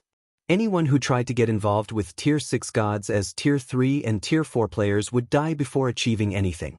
If they were lucky, they would have their accounts destroyed and need to start all over again. If they were unlucky, they might disappear like those experts in the past. Upon hearing Feng's words, Lifeless Thorn and the others eyed him curiously. They never thought that Feng would actively stop them from looking into this matter. "It seems you know your limits, kid," the old man said, gazing at Feng with warm approval. "That's right. Only people who know the limits of their strength and abilities can live long lives. Even you heaven-blessed individuals are no exception." At the old man's words, Lifeless Thorn and the others promptly awakened from their greed. "Thanks, Commander. I never thought I would get seduced by the benefits in front of me," Lifeless Thorn said in gratitude, a hint of fear in his voice. God's domain had always emphasized balance. All gains came with losses. If one tried to secure an opportunity despite lacking the necessary strength, they would only wind up dead. Currently, they hadn't even reached Tier 4, yet they were actually thinking of looking into the secrets of Tier 6. That was simply suicide. That is normal. After all, not many people in God's domain can remain calm when faced with matters related to gods, Feng said, shaking his head. If not for him having a wealth of experience adventuring in God's domain, he wouldn't have fared any better than Lifeless Thorn. In fact, he might have reacted even more crazily. In the current era where the gods had withdrawn from the world, even the various superpowers would go nuts over a clue related to Tier 6 gods. In fact, even Tier 5 NPCs would fight desperately to secure this clue. Alright, that's enough talking. After seeing that Feng and the others had calmed down, the old man beckoned to them and said, "Come here. Next up is the moment you have all been waiting for. It is also the final wealth and treasure that person left behind for you heaven-blessed individuals." A treasure left behind by the God Slayer? Feng grew a little excited at the old man's words. The God Slayer was a mythical figure in God's domain. Although it wasn't certain whether the God Slayer had become a god or not, it was certain that he was born a human. Meanwhile, the God Slayer was an existence that even gods feared. In fact, the number of gods the God Slayer had slain exceeded 10. However, for reasons unknown, the God Slayer had suddenly vanished into God's domain's history, leaving behind only a few clues pertaining to his existence. Normally, these clues were acquired from ancient ruins. It was almost impossible to find any records of the God Slayer in the various kingdoms and empires' libraries, as if the God Slayer's existence had been wiped out by history. Future generations couldn't look into the God Slayer's existence, even if they wanted to. However, there were a lot of negative comments about the God Slayer. Some people said that the God Slayer was a great sinner of God's domain, and others said that the God Slayer was the culprit behind the Twilight of the Gods. Shortly afterward, the old man led Feng's group of 5 to the cavern center, where the dozen or so frozen gods stood. Upon arriving there, Feng and the others noticed a space-time crack there, as small as a fingernail, undetectable from a distance. Only after moving within 30 yards of the crack did they barely notice it.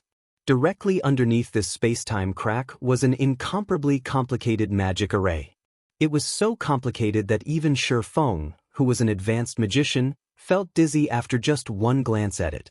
Needless to say, he couldn't even begin to decipher it. This is the treasure?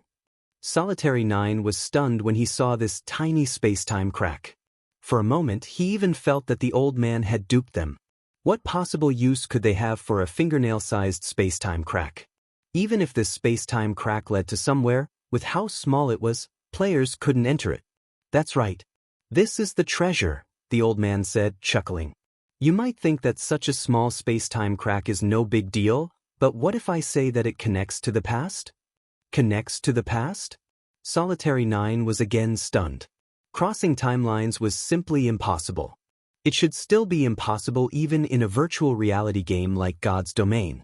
Esteemed Elder, are you perhaps saying that this space-time crack can allow us to travel to an other world? Lifeless Thorn asked, thinking that the old man did not understand what the words, connects to the past meant. In fact, even Feng suspected that what the old man truly meant was that the space-time crack allowed people to travel to a different space.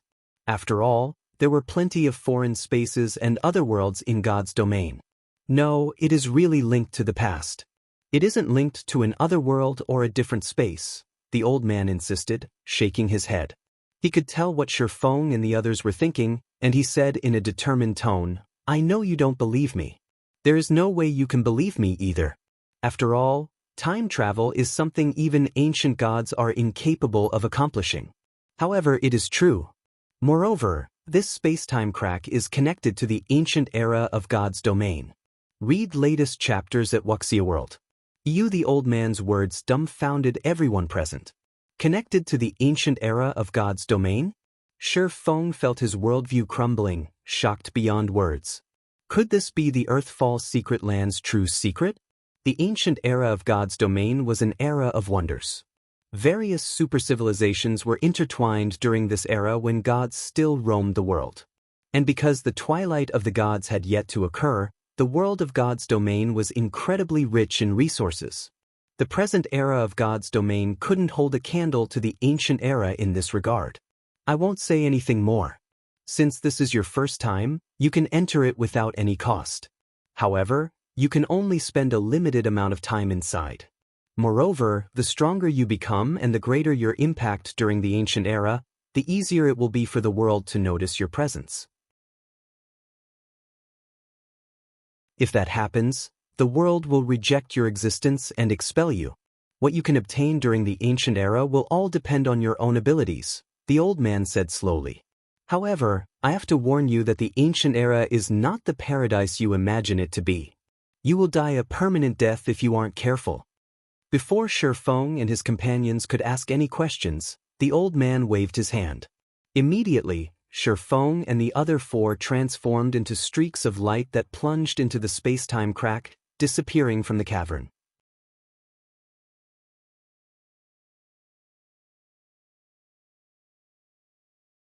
Chapter 2766, Ancient Era. In a valley amid some lofty mountains, a team of nearly 5,000 people frantically fought a group of demons. The battlefield was crazed and spectacular and looked just like a battlefield in ancient times.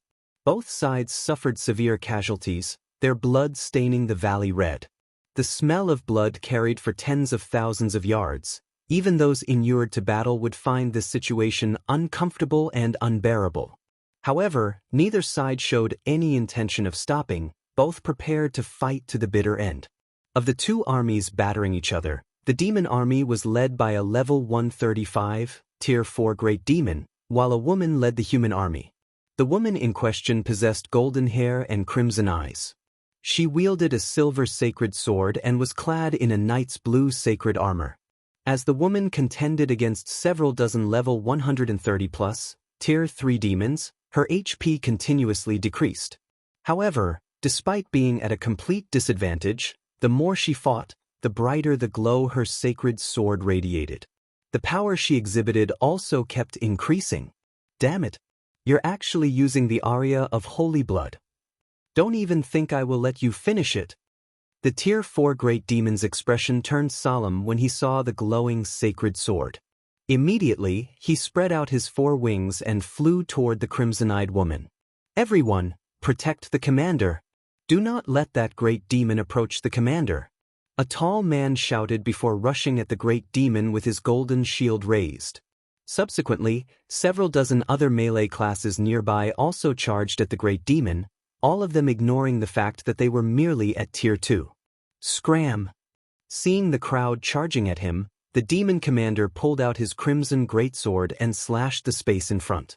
Over 100 crimson beams shot forth, tearing apart space as they advanced. The power they carried simply wasn't something even tier 3 existences could dream of withstanding. Boom! The next moment, the several dozen tier 2 melee classes were instantly vaporized, while the shield-bearing man was sent smashing into the mountain. Damn it! I'll kill you! When a man standing nearby saw the scene, his eyes turned bloodshot, and he promptly charged at the great demon with his sword raised. However, before this man could even get near the great demon, the long-range spells of several Tier 3 demons had already killed him. In the meantime, blood had already dyed the body of the crimson-eyed woman fighting several dozen Tier 3 demons. Her complexion was also deathly pale.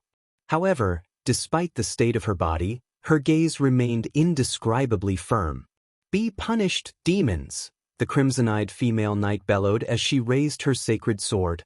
The sacred sword released a beam of light that shot to the skies. Countless streaks of light then rained down on the valley like shooting stars, and the demons struck by these shooting stars immediately fell into a heavily injured state.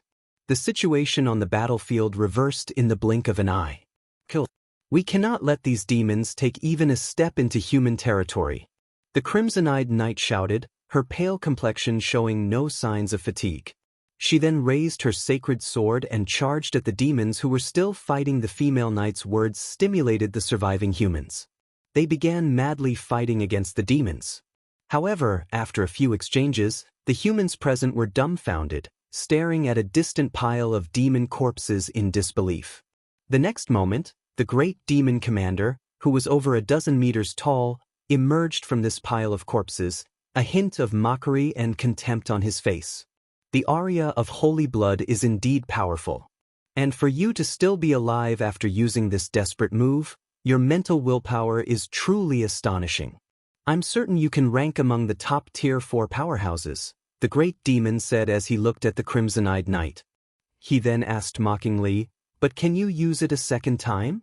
At this great demon's words, the complexions of the surviving humans instantly turned ashen. This was the aria of holy blood they were talking about. This was the sacred sword Blood Moon's unique spell. Most people would be able to use it only once before departing for the netherworld. This was because the consequent pain of the body and mind was not something ordinary people could bear. However, in return for the steep price, once the aria of holy blood was cast, it exerted astonishing power. Even a great demon would sustain heavy injuries and lose half of their HP after getting struck by this move. Moreover, without restoration items such as the Water of Life, it would be impossible to recover from the attack. Needless to say, it would be impossible for the female knight to use aria of the holy blood again. However, with the humans' current combat power, they were no match for the great demon. After all, the great demon before them was a bona fide demon mark. The purity of his bloodline was far superior to that of ordinary great demons. "Since you no longer have any other moves to make, it's my turn now." When the great demon saw the silent humans before him, an indescribably excited and joyful expression appeared on his face. "Don't even think about it."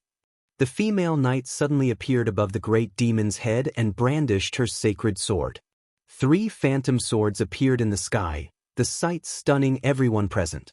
This is the sword Saint Lord Lox's personal technique, Sky Cleaver. The commander actually mastered it? When the surviving humans saw the 3 phantom swords in the sky, a look of awe and admiration appeared on their faces.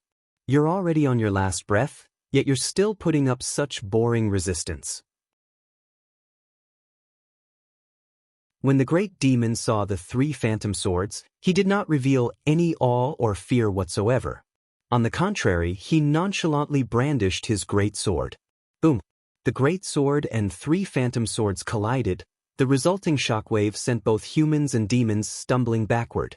Large cracks formed on the ground the great demon stood on, and the great sword the great demon wielded let out a low hum. The great demon's arms were also trembling. Upon seeing this scene, the humans felt both encouraged and excited. Sure enough, a sword saint's personal technique was truly extraordinary. However, a moment later, everyone's joy turned into despair because the crimson-eyed knight hadn't fared too well either. Not only was her complexion paler, but even her pupils had begun to fade. It was evident that she was on her last breath. She could no longer fight. "Ha! Amazing! Amazing! This is the first time I, Neiman Carlo, have seen a powerful Tier 4 human like you." The great demon burst out laughing as he looked at the female knight. "However, it all ends here. Before you die, I will drag you all down to hell first." Read latest chapters at Wuxia World. EU. After saying so, Neiman Carlo began chanting the incantation for the Tier 4 spell Hell's Gate. Suddenly, the sky darkened. A huge door decorated with skulls appeared, the blood-red glow from the skull's eye sockets and the agonizing screams coming from the door seemingly telling everyone that their destiny was about to end. Even if the humans present wished to interrupt Neiman Carlo's spell, they couldn't do so, as the surviving demons were doing their best to stop them. However, just as the formation of the Hell's Gate was about to culminate, a spatial tear over 1,000 yards long suddenly split the sky. The resulting spatial storm not only disrupted the mana in the sky but even shattered the magic array summoning the Hell's Gate. Afterward, several figures fell out of the spatial tear and crashed onto the battlefield in the valley, their landing sending clouds of dust into the air. So, this is the ancient era? The man standing in the lead of the group muttered in amazement as he glanced at the world around him.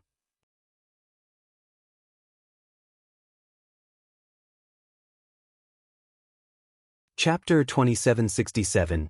You chose the wrong opponent. At the sudden appearance of Feng's group of 5, the whole battlefield immediately went silent.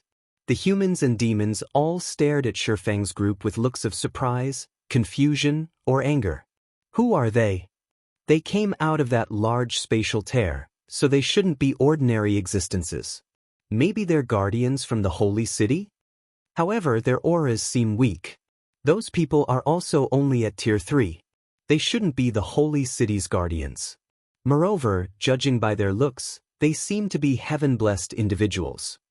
The humans began a hushed discussion among themselves as they scrutinized Feng's group.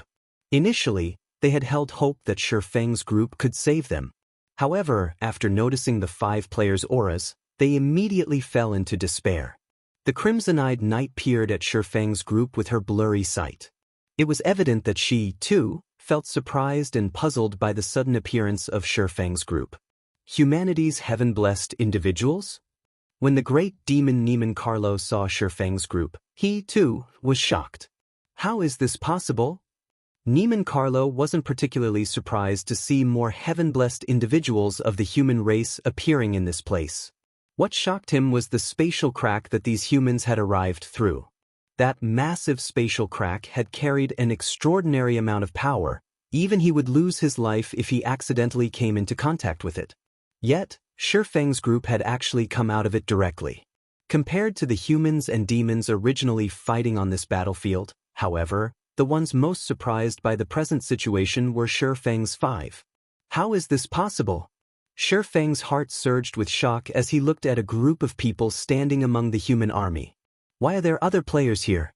Aside from the many NPCs, the human army also had quite a number of players. Moreover, the average level of these players was incredibly high. Even the lowest leveled among them was level 128, while some had even surpassed level 130. Feng was certain that he had arrived in the ancient era of God's domain. After all, the environment here simply couldn't be found anywhere in the modern God's domain. The mana in this land was so abundant that it was close to condensing into a liquid state. He could even clearly feel the magic elements in the air. Like sprites, some of the magic elements were cheerful and lively, some were cold and lonely, some were hot and angry, etc. He could sense all of this with exceptional clarity. Moreover, the NPCs on this battlefield wore significantly different gear compared to the NPCs of modern times. Their weapons and equipment were of much higher quality. In the modern God's domain, NPCs were mainly geared with epic weapons and equipment. Very few possessed fragmented legendary items. After all, fragmented legendary items were incredibly rare and precious even to NPCs. However, that was far from the case for the NPCs here. Every NPC had at least 1 or 2 fragmented legendary items. The female knight leading the human army was even fully equipped in fragmented legendary items. The sword she wielded was also a top-tier fragmented legendary weapon. Moreover, what was even more incredible was that Feng had found someone he recognized. This person was none other than Luo, a captain of the Heaven's Blade Adventurer team, based on Dragonheart Island. Only, unlike the Luo he had met on Dragonheart Island, The one he was looking at now was like a completely different person. Presently, not only had Yu Luo reached level 129 already, but she even sported an epic staff and a full suit of epic equipment. Although her epic equipment wasn't a set, her equipment standard was still ridiculously excellent. Unlike the last time Feng met Yu Luo, though, the cleric looked much more haggard. She did not possess the aura and spirit of a peak expert at all. Guild leader Black Flame? Meanwhile, at this time, Yu Luo, who stood amid the human army, also noticed the 5 new arrivals on the battlefield. And when she saw that the man leading this group was none other than Zero Wing's guild leader, Black Flame, her originally dispirited expression immediately became energetic. "Do you know them, Yu Luo?" The female oracle standing beside Yu Luo asked curiously upon seeing the latter's reaction. The female oracle was a level 131 player clad in a white dress, wearing a white priest's hat. "Yes. Moreover, he's my fellow countryman," Yu Luo said, nodding excitedly. "Fellow countryman?" The female oracle scrutinized Feng's group. She soon noticed that the average level of Feng's group was quite low, and their appearances indeed resembled Yu Luo's a lot. Particularly, the feeling of incompatibility Feng's group had with the other players in God's domain was exactly the same as Yu Luo. The female oracle then shook her head and said, "What a pity. His luck is truly poor. He actually got teleported to this place." Upon hearing the female oracle's words, Yu Luo remembered the situation they were in, and her heart grew cold. The joy on her face promptly disappeared. The death penalty in the God's domain they were currently in was different from the God's domain on the other side. Players would not only lose 2 or more levels upon death but also fall into a mentally weakened state. Depending on the severity of the situation, players might even lose some of their memories. And worse, the use of resurrection spells could only mitigate the loss of EXP and not restore the lost memories. Moreover, even when resurrected using a resurrection spell, players wouldn't be resurrected on the spot but inside the life temple of a random main city run by humans.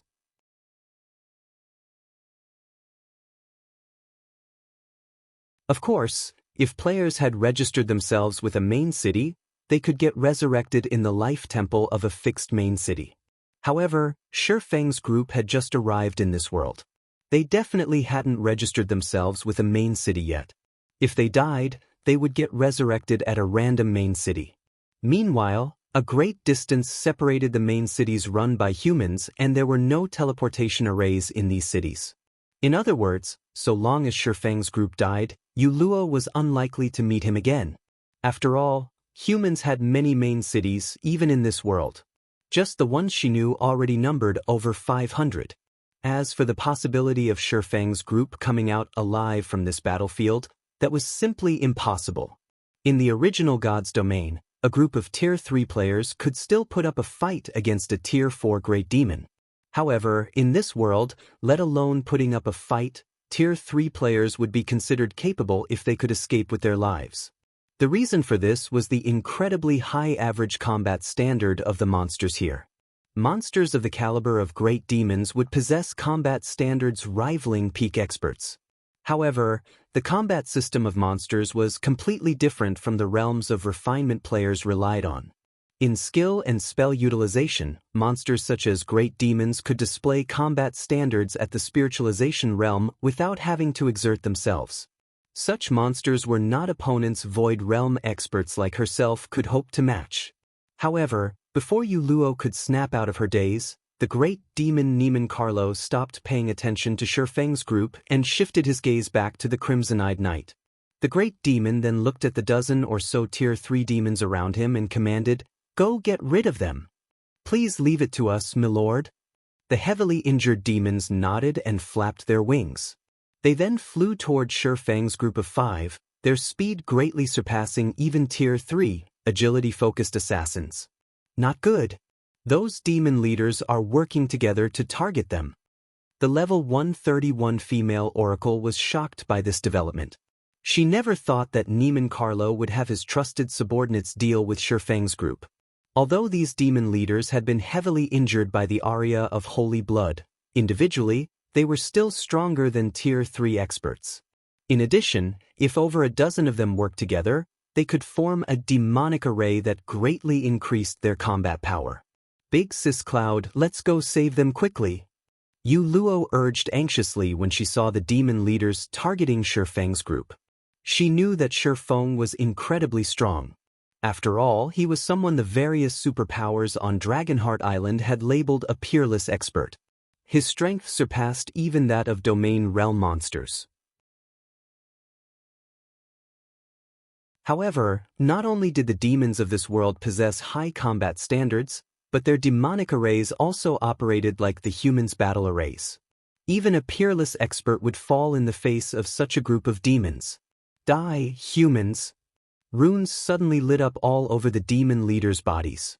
The auras they radiated also intensified significantly until they were just short of rivaling ordinary great demons in terms of strength. Simultaneously, the weapons in their hands turned into brilliant rays of light. Tier 3 combination skill, Skyflower's Shadow.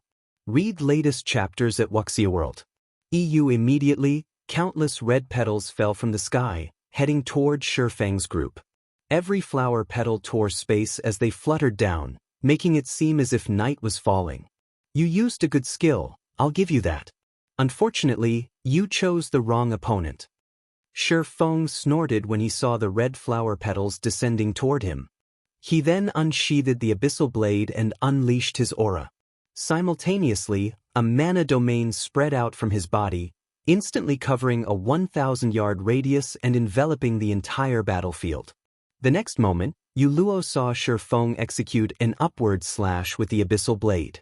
Bronze combat technique, Swords Transmigration.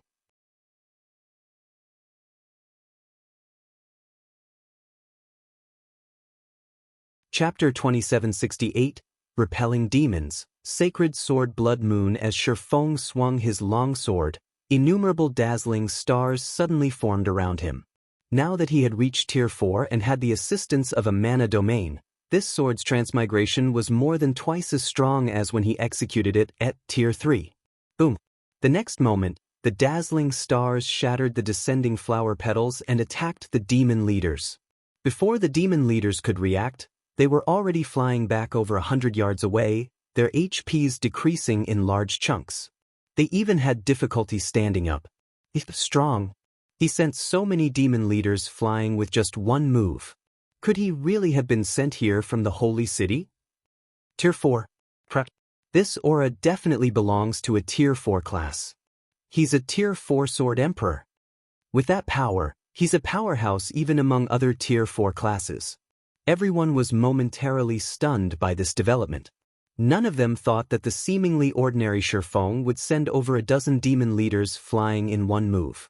Moreover, he was even a bona fide Tier 4 Sword Emperor, an existence capable of rivaling Tier 4 Great Demons. Yu Luo, your fellow countryman, is so strong. No wonder you were so excited to see him. I never thought he would be a Tier 4 Sword Emperor. With that kind of strength, he can definitely rank within the top 5, or maybe even top 3 in our city, the female oracle named Cooling Cloud exclaimed as she looked at Shi Feng. She, too, had not expected Yu Luo's acquaintance to be so powerful. The Tier 4 player. This was a goal players like herself struggled toward desperately. Unfortunately, the Tier 4 promotion quest was simply too challenging. Her one attempt had failed. In the main city she resided in, there were only 3 known Tier 4 players. Every one of them was a big shot in the city. They were existences far beyond Tier 3 players like herself. However, at this moment, let alone Cooling Cloud, even Yu Luo, who was familiar with Shi Feng, was wide-eyed in shock and incredulity. Tier 4. She had improved a lot after arriving in this world. However, Tier 4 remained a huge threshold to cross. Unless she could take one step further in her combat standard, she would be doomed to hover forever in the ranks of Tier 3. However, despite being at level 127, Shi Feng had already become a Tier 4 Sword Emperor. Moreover, he had accomplished this feat even before entering this unbelievable world. Meanwhile, as the humans were goggling at Shi Feng in shock, the great demon Niemann Carlo gazed at Shi Feng with a solemn expression, as if he was looking at a monster. "Who are you?" Niemann Carlo asked, a hint of fear appearing in his eyes. A heaven-blessed individual can't possibly wield such power. After Feng unleashed his aura, let alone the demon leaders present, even a demon marquis like himself felt suppressed.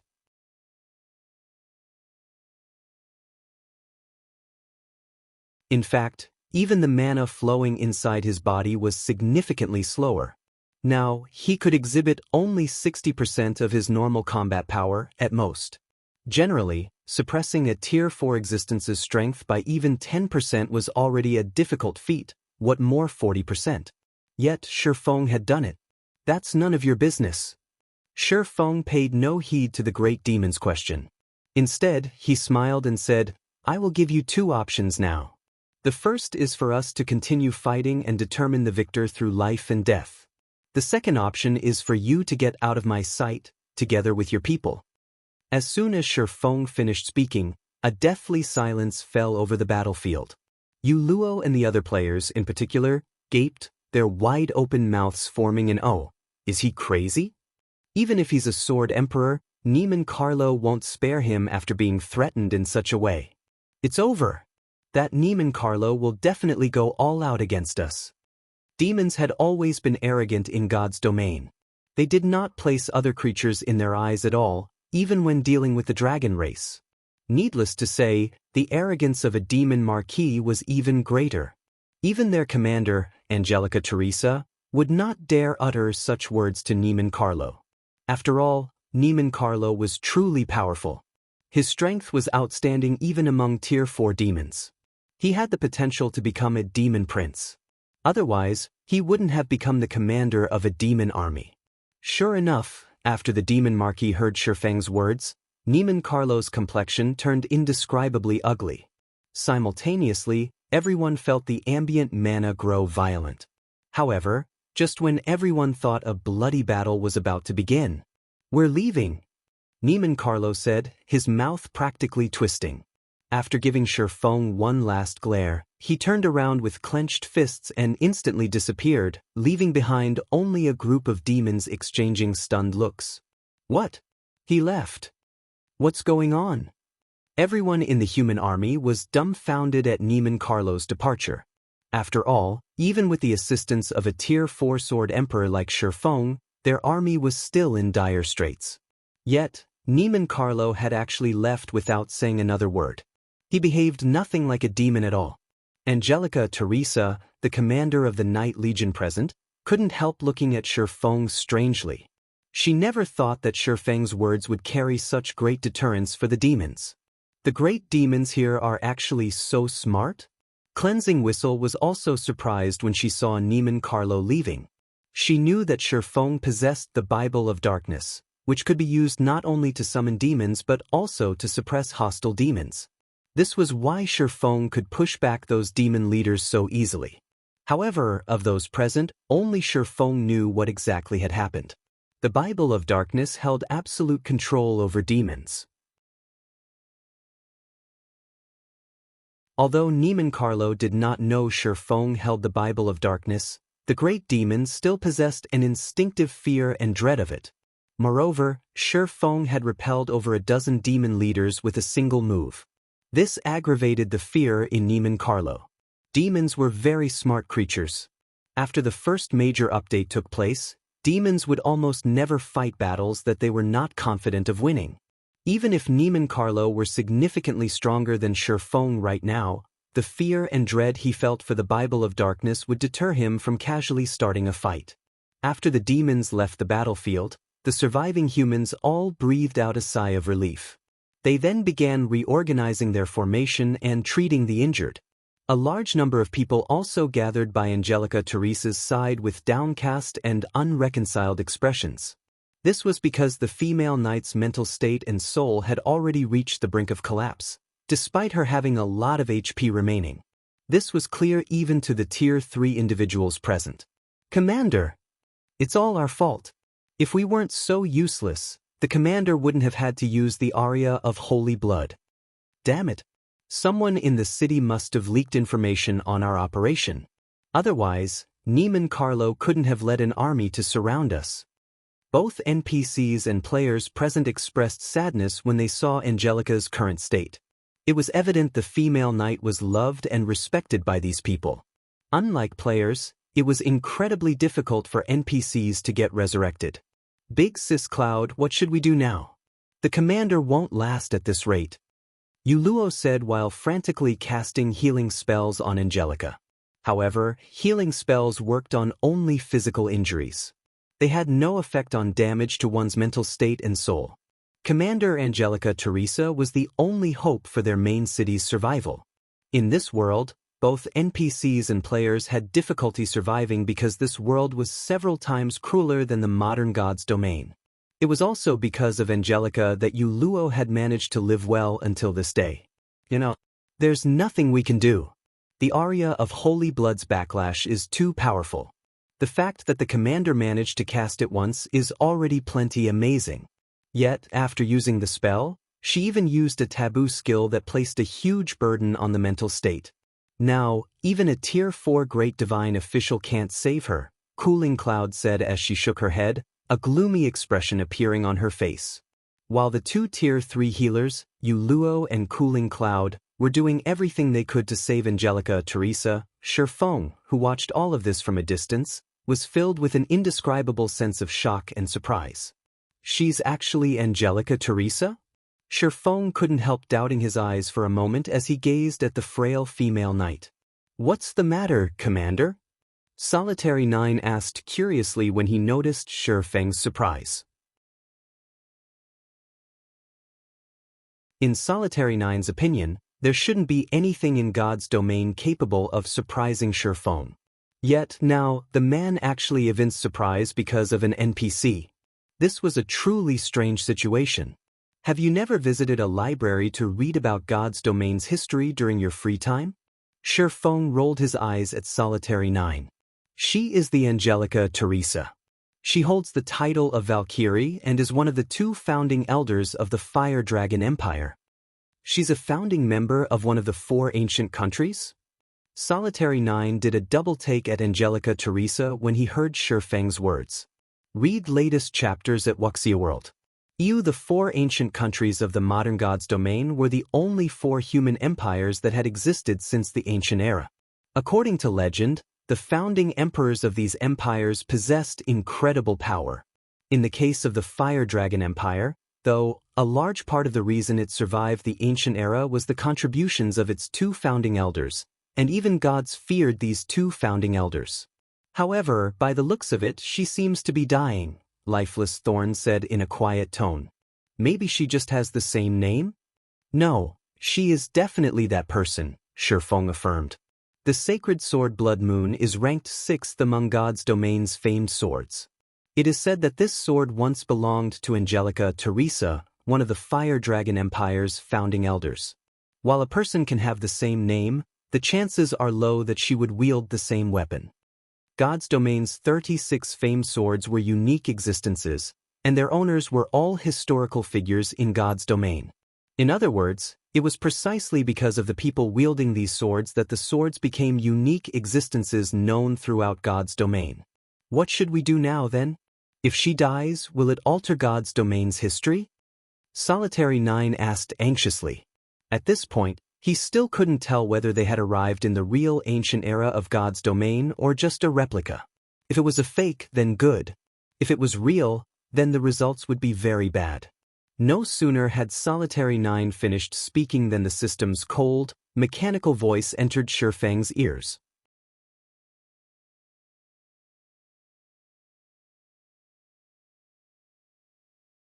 Chapter 2769, Inferior Mythic Quest System. Warning. Warning. System, you have triggered an optional Inferior Mythic World quest. Quest content. Assist Angelica Teresa to become Meteorite City's Lord. Rewards 1 unknown item and God's Domain World Authority +2. Penalties unknown. System, you have 30 seconds to consider. Quest will be accepted by default if no response is made. An inferior mythic quest? Feng couldn't help doubting his ears when he heard the system. As far as he knew, legendary main storyline quests were already the most challenging quests players could pick up. However, there were quests of a higher grade than legendary main storyline quests, mythic quests, which had always been a mystery of God's domain. Despite the rumors of mythic quests, nobody had ever personally verified their existence. Yet, he had now triggered an inferior mythic quest. Do I accept it? Feng hesitated. This was most likely the only opportunity he would ever get to challenge such a quest. After all, he had never even heard of anybody receiving a quest of this rank. He had most likely triggered such a quest only because he happened to visit God's domain's ancient era and came across a key historical figure. Moreover, by the looks of it, the other players around him had not received this quest. This meant he had satisfied some unknown conditions to trigger this quest. Only, the penalty for failing a legendary quest was already more than enough to end a player's career in God's domain. The penalty for failing an inferior mythic quest would most likely be several times greater. If he failed to complete the quest after accepting it, however, when he saw the reward of God's domain's world authority +2, greed momentarily overwhelmed him. In the present God's domain, everyone else was probably unaware of God's domain's world authority, as it was simply far too difficult to obtain. Normally, players had to have achievements that affected the entirety of God's domain to acquire this world authority. Players who successfully obtained world authority, even if only 1 point of it, would receive unimaginable assistance in their progression in God's domain. Just like the name suggested, gaining world authority meant one would become in existence with special rights in God's domain. The various superpowers were willing to go all out and risk incurring massive losses just to obtain the special rights the War God's Temple offered. After all, obtaining these rights meant one's guild could surpass other guilds by a large margin and solidify its position in God's domain. Individual players could also obtain special rights in God's domain. This was world authority. Obtaining even 1 point of world authority was equivalent to attaining God's domain's recognition. Players with world authority would then gain an unimaginable affinity with the world. On the surface, gaining an increased affinity with the world might not seem very useful. However, it would provide players with a clearer perception of the various magic elements and their operating principles. This was crucial for players aiming to reach Tier 6. In the past, for the sake of producing Tier 6 God-ranked players, the various super guilds were willing to do everything they could just to help a select few of their members gain world authority. However, even the 5 great super guilds had managed to gather only a handful of world authority points after struggling for 4 or 5 years. Nevertheless, it was also a fact that every player that obtained world authority points had reached Tier 6. Now that Feng had the opportunity to obtain 2 world authority points just by completing 1 quest, how could he not feel greedy? If he succeeded, let alone Tier 5, even getting promoted to Tier 6 would become a lot easier. "Commander, are you all right?" Xianxia asked worriedly when she noticed Feng's strange expression. "Did you consume too much concentration after using that combat technique just now?" Previously, Feng had exhausted himself during the fight with Tadelia. Although they had taken a small break afterward, the amount of concentration he managed to recover was most likely limited. "I'm fine," Feng said, shaking his head. He then looked toward Angelica Teresa, who currently lay weakly on the ground, and gritted his teeth. "It seems I have no choice but to help her." Truthfully, he didn't wish to take part in this matter. After all, the old man from before had emphasized that if he overdid things here, the world would quickly discover his existence and forcibly return him to the modern world. If that happened, it would be a huge loss for him. After all, the environment here was truly wonderful. Moreover, God's domain's ancient era was far superior to the modern era in many aspects. The available legacies aside, just the materials, weapons, and equipment available here were already leaps and bounds superior to the modern God's domain. At this point, he had yet to find out how he could earn a large amount of resources from this ancient era, so he naturally couldn't recklessly take action. This was also why he had chosen to chase away Neiman Carlo instead of killing the Great Demon. Needless to say, he also wished to avoid saving the NPCs of this era if possible. This was especially true for a big shot like Angelica Teresa. Steady progression was the way to go in God's domain. However, the quest rewards were far too generous. Even if it meant taking a huge risk, Feng still planned to give it a try. After all, in his current state, he really wasn't confident of getting promoted to Tier 5. If he merely relied on legacy guidances, constructing even a completely new mana body would be tough, let alone constructing a mana body that matched the physique of Tier 5 monsters. Ultimately, Feng walked up to Angelica Teresa, his actions causing the other people present to grow alert. Although Feng had repelled the demon army for them, he was still a foreign powerhouse. Their wariness of him was only natural. After all, there were many insidious people in God's domain who were capable of stabbing others in the back with a smiling face. No one wouldn't be completely safe from such people, regardless of one's identity. The best example would be their commander. Their commander possessed a great reputation in their city. Most of the city's big shots respected and favored her, yet she still ended up getting stabbed in the back. Upon seeing Feng walk over, Yu Luo gritted her teeth and asked in a quiet tone, "Guild leader Black Flame, do you have a way to save our commander? So long as you can save the commander, I will help you with whatever you want. Even if it means sacrificing myself." In reality, Yu Luo did not think Feng would have a way to save Commander Angelica Teresa. After all, even Cooling Cloud, who was both a skillful healer and advanced master alchemist, was helpless. "I indeed have a way to save her. However, I don't need you to sacrifice yourself or anything of the sort." Feng smiled involuntarily when he saw the resolution on Yu Luo's face. "I just need you to tell me about the situation here once afterward." Even if Yu Luo didn't ask for his help, he would still save Angelica Teresa. After all, a dead person couldn't become the overlord of Meteorite City. "You have a way to save the commander, guild leader Black Flame?" Yu Luo was momentarily stunned by Feng's reply. However, she quickly recollected herself and said excitedly, "No problem. So long as it is something I know, I will definitely tell you." On the other hand, Cooling Cloud, who stood at a side, was confused when she heard Feng's confident reply. She was an advanced master alchemist, yet even she was helpless about Angelica's situation. She found it truly hard to believe a fellow countryman of Yu Luo's had a way to save the commander. This wasn't because Cooling Cloud was belittling Feng and Yu Luo, but because the knowledge Yu Luo had shown regarding God's domain was simply too inadequate. Even her usage of skills and spells was crude. In addition, while it wasn't necessary for all healers to become a specialized master alchemist, it was still common sense for healers to know how to craft some potions. Yet Yu Luo did not. Hence, Cooling Cloud concluded that Yu Luo and Feng came from some backwoods. Otherwise, they shouldn't lack such common sense. However, Feng did not respond to Yu Luo's question. He merely took out a translucent crystal from his bag and passed it to her. "Have her eat this. She'll gradually recover once she does," Feng said without further explanation. Yu Luo was confused when she received the translucent crystal from Feng, not understanding how such a crystal could save Commander Angelica. However, when Cooling Cloud saw the crystal in Yu Luo's hand, she was shocked. "A crystal of souls? How is this possible?" At Cooling Cloud's exclamation, the other healers present stared at Feng as if they were looking at a monster. "Big Sis Cloud, is this crystal of souls something amazing?" Yu Luo asked, bewildered.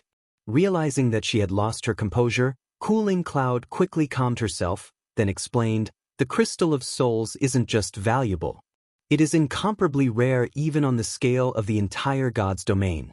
The Holy City's side can secure only a few of such crystals, as they are simply too rare. Normally, such crystals appear in places where souls gather, such as the Netherworld. These crystals can not only heal one's mental state but also strengthen the soul to a certain degree. It is impossible to purchase a crystal of souls on the market, and it is many times more valuable than even the water of life." "It's such a rare item?" Yu Luo was startled. She never thought Feng would actually use such a precious item to save someone. With this, she would owe him a massive favor. "All right, you'd best save her first," Feng said.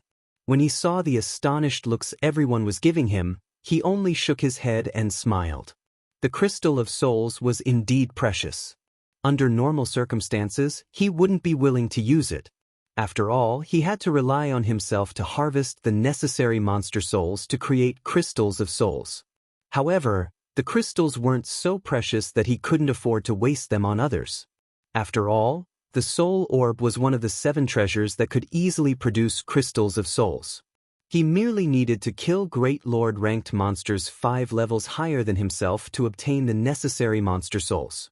Read latest chapters at Wuxia World. EU at Feng's reminder, Luo quickly snapped out of her daze and helped Angelica consume the crystal of souls. Shortly afterward, Angelica's complexion recovered significantly. Although she had fallen unconscious after consuming the crystal of souls, one could tell that her condition was no longer critical. Now, all they needed to do was wait. By the time Angelica woke up on her own, she would be thoroughly recovered. Meanwhile, after seeing that Angelica was saved, Cooling Cloud, as a captain in the Night Legion, took the initiative to invite Feng's party to rest in Meteorite City, the main city they resided in. Feng did not refuse the invitation, as he was curious to learn more about God's domain's ancient era. The human army walked for over a dozen hours before eventually arriving before a stalwart mountain range. A city that was more spectacular than even the royal capitals found in the modern God's domain appeared inside the valley of this mountain range.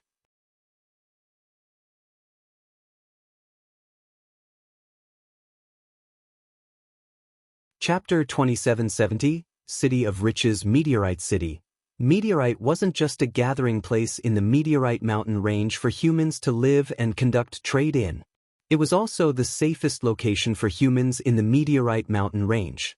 After the Night Legion registered the information of Feng's party with the city, Cooling Cloud led the 5 straight into the city.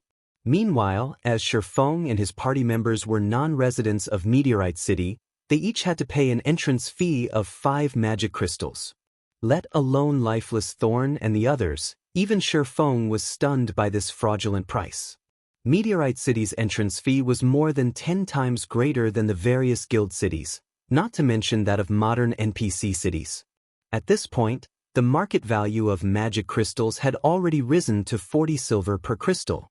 5 magic crystals was the equivalent of 2 gold. Unless the city's mana had condensed into a liquid state, only a fool would pay such an entrance fee. However, from the behavior of the NPCs and players here, it looked as if they had long since gotten used to this situation. Even Luo paid the 5 magic crystals without hesitation. Guild leader Black Flame, this is the standard price here. Naturally, Luo could tell what was going through the minds of Feng's party. Smiling, she whispered, "But please believe me that this price is absolutely reasonable." Initially, she, too, had been shocked by this price. After all, she wasn't the guild leader of a guild, unlike Feng, but merely a team leader in an adventurer team. The magic crystals she had on hand had only numbered 200 or so. Paying 5 magic crystals just to enter a city had been an extravagant expenditure for her. However, after entering Meteorite City, she quickly realized that this price was definitely reasonable. Compared to the NPC main cities in the modern God's domain, Meteorite City could practically be considered a holy city. Of course, Feng wouldn't dwell on this matter. After all, 5 magic crystals was basically nothing to him. He was merely surprised by the absurd entrance fee. Afterward, Feng paid the entrance fee for his party of 5, then followed Cooling Cloud and Luo through the magic array that enveloped Meteorite City. This is a main city of the ancient era? When Feng set foot in Meteorite City, a comfortable feeling immediately enveloped his body. This comfortable feeling was different from the kind of comfort he felt when entering a place with high mana density. Instead, entering this city allowed him to have a clearer perception of the world. Particularly, his perception of the various magic elements had sharpened over twofold. When he had first arrived in the ancient era, he had already sensed a significant improvement in his affinity with magic elements. If he could train in the environment here, he was confident that not only could he break through his mana body's 100% threshold, but his efficiency in learning magic arrays, skills, and spells would also double or triple. This was a wondrous place for development. Nonetheless, The environment inside Meteorite City was actually significantly better than the environment outside. In fact, Feng even had a hunch that if he used a legacy guidance here, he could exceed his mana body's 100% limit in just a few days. The magic array protecting the city is personally crafted by a human saint. Not only does it have strong defensive properties, but it even improves the mana perception of the city's inhabitants. However, operating this magic array requires a lot of magic crystals, hence the entrance fee, Luo explained. Actually, Meteorite City's big trade market and huge population flow have already helped reduce the entrance fee. Some cities even charge 7 or 8 magic crystals. No wonder you managed to improve your control over mana so much, Feng said in realization as he looked at Luo. Luo had already unlocked her mana body's potential to 100%, and her control over mana had even reached the Master Magician standard. If her concentration standard reached Tier 4, she would be able to form her own mana domain and become top tier among Tier 3 peak experts. Most domain realm experts hadn't even reached the Master Magician standard at this stage of the game. And although Luo was very talented, she was still far from comparable to Aqua Rose and Gentle Snow. Yet, even with his help, those two were still half a step away from becoming Master Magicians, so how could Luo possibly overtake them? The only explanation was the environment here. Michim. I've improved a lot after arriving here, Luo said as she nodded confidently. That's right. Luo has been improving rapidly during this period. Now, she can already rank among the Night Legion's top 5 healers, Cooling Cloud said, nodding. Although she didn't have a high opinion of Luo's initial strength, she very much acknowledged the cleric's talent. Actually, it is all thanks to Lady Angelica's teachings, Luo said. At the mention of Angelica Teresa, an expression of gratitude and admiration appeared on her face. It's a pity that we failed to complete the quest this time. Had we succeeded, Lady Angelica might have become the Lord of Meteorite City. If the city comes under Lady Angelica's leadership, the city will prosper and possibly even rank up into an advanced main city. Become the Lord? What kind of quest is she trying to do? Feng asked curiously. His inferior mythic quest had stated that he needed to help Angelica Teresa become Meteorite City's Lord. Now that a clue on how he could do so had appeared, he naturally was curious. It's nothing. Everyone in the city already knows about it at this point. Since Feng expressed interest in this topic, Cooling Cloud explained slowly, Meteorite City has been developing for hundreds of years already, and its population and scale of operation have grown significantly. However, at this point, the city has reached a bottleneck. The old city lord also abdicated recently. As one of the candidates to replace the lord, Lady Angelica Teresa wishes to improve Meteorite City. Meanwhile, there are 2 ways to help Meteorite City develop further. The first is to expand the city. However, the city's magic array was personally established by the saint, and nobody in the city is capable of modifying it. The only way to modify the magic array is to go to the holy city and meet with the saint. The chances of success are dismal. Setting aside how far away the holy city is, just trying to meet with the saint is already an incredibly difficult task. Hence, Lady Angelica can only resort to the second method, strengthening the magic array's core, which would, in turn, upgrade the magic array. Recently, we received news that a Tier 4 infant dragon appeared over at the Ghostfire Hills.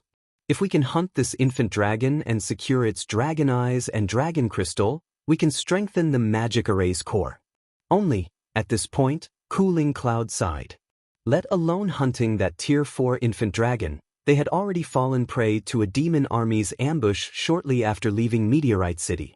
What followed next was what Feng himself had witnessed. Travel to the holy city to meet with the saint or kill a Tier 4 infant dragon. Feng shook his head and smiled bitterly at Cooling Cloud's words. Although he didn't know where the holy city was, since the NPC cities here had no teleportation arrays linking them, the journey to the holy city could easily take several months. Moreover, even after arriving at the holy city, it wouldn't necessarily be possible to meet with the rumored saint. As for the other option of killing a Tier 4 infant dragon, that was even more ludicrous. A Tier 4 infant dragon was an existence above even demon princes. It was an existence that could truly match Tier 5 existences. When Feng was in his Tier 4 legacy land, even after reaching Tier 4 and gaining a Tier 4 legacy skill, he could only put up a fight against the Tier 3 infant dragons there. Even with the Heavenly Dragon Breath's help, he still couldn't kill those Tier 3 infant dragons. Now, Angelica Teresa actually had designs on a Tier 4 infant dragon despite being only at Tier 4 herself. Calling her actions suicidal would be an understatement. Moreover, killing the infant dragon probably had to be done as soon as possible. After all, dragons did not have the habit of living in a fixed location long-term. If he couldn't help Angelica kill the infant dragon before it went elsewhere, he would have to look for the elusive saint. Sure enough, this isn't a quest that can be completed easily. However, Feng did not feel particularly surprised by this situation. A legendary quest was already monumentally difficult to complete. An inferior mythic quest would only be worse. He also had to admit that Angelica Teresa matched the legends, which portrayed her as a brave warrior who stood up against dragons. If Angelica succeeded in slaying a Tier 4 infant dragon despite being at Tier 4 herself, that would truly be a legendary feat. The only thing Feng could do now was look for opportunities to improve both his and his party's strength. Otherwise, he would be utterly helpless against the infant dragon. Under Cooling Cloud and Yu Luo's lead, Feng's party arrived at Meteorite City's trade market. When Lifeless Thorn and the others saw the dazzling items put up for sale, their eyes widened in shock. The basic currency used in the market here was actually the magic crystal. Coins did not exist here. However, they also had to acknowledge that the ancient era of God's domain was truly amazing. The NPCs here even sold epic weapons and equipment players could use. Only, the price was somewhat high. Even a random piece of level 150 epic equipment sold for 20,000 magic crystals. If converted to the gold coins used in the modern era, that would be equivalent to 8,000 gold per piece of level 150 epic equipment. While the various super guilds would kill to purchase level 150 epic equipment for 8,000 gold, it was a different story if the payment had to be in magic crystals. In addition to epic equipment, fragmented legendary weapons and equipment occasionally appeared in Meteorite City's auction house, which the various player forces in Meteorite City competed for. Only, one needed a minimum deposit of 300,000 magic crystals just to participate in the auction. Meanwhile, these fragmented legendary items usually ended up selling for over 400,000 magic crystals. Whether it was Lifeless Thorn or Feng, they couldn't help feeling like they had become beggars after entering Meteorite City. Although Feng carried some magic crystals with him, that number was only 50,000, just enough to purchase 2 pieces of epic equipment, at most, here. Of course, it was also much easier to earn magic crystals here than in the modern God's domain since the magic crystal was the main currency used in the ancient era. Whether one completed quests or traded materials with NPCs, payment was in magic crystals. Hence, local players found the prices of the epic and fragmented legendary items reasonable. Read latest chapters at Wuxia World. After walking around for several hours, Cooling Cloud bid goodbye to Feng's party since she still had matters to deal with as a captain in the local Night Legion. As for Yu Luo, she stayed behind to serve as a tour guide for Feng's party. Inside a high-class hotel in Meteorite City. Staying in one of the ordinary rooms here cost 50 magic crystals a day, while the high-end rooms cost 200 magic crystals per day. Feng chose to rent a high-end room without hesitation. Shortly afterward, Feng's party of 5 and Yu Luo sat quietly inside the room. Out with it. How long has it been since you arrived here? Feng asked seriously as he looked at Yu Luo. What's up with the players here? You're tuning in to the Wang Lin's Journey YouTube channel. Don't forget to subscribe and join us on this journey to catch the most captivating stories.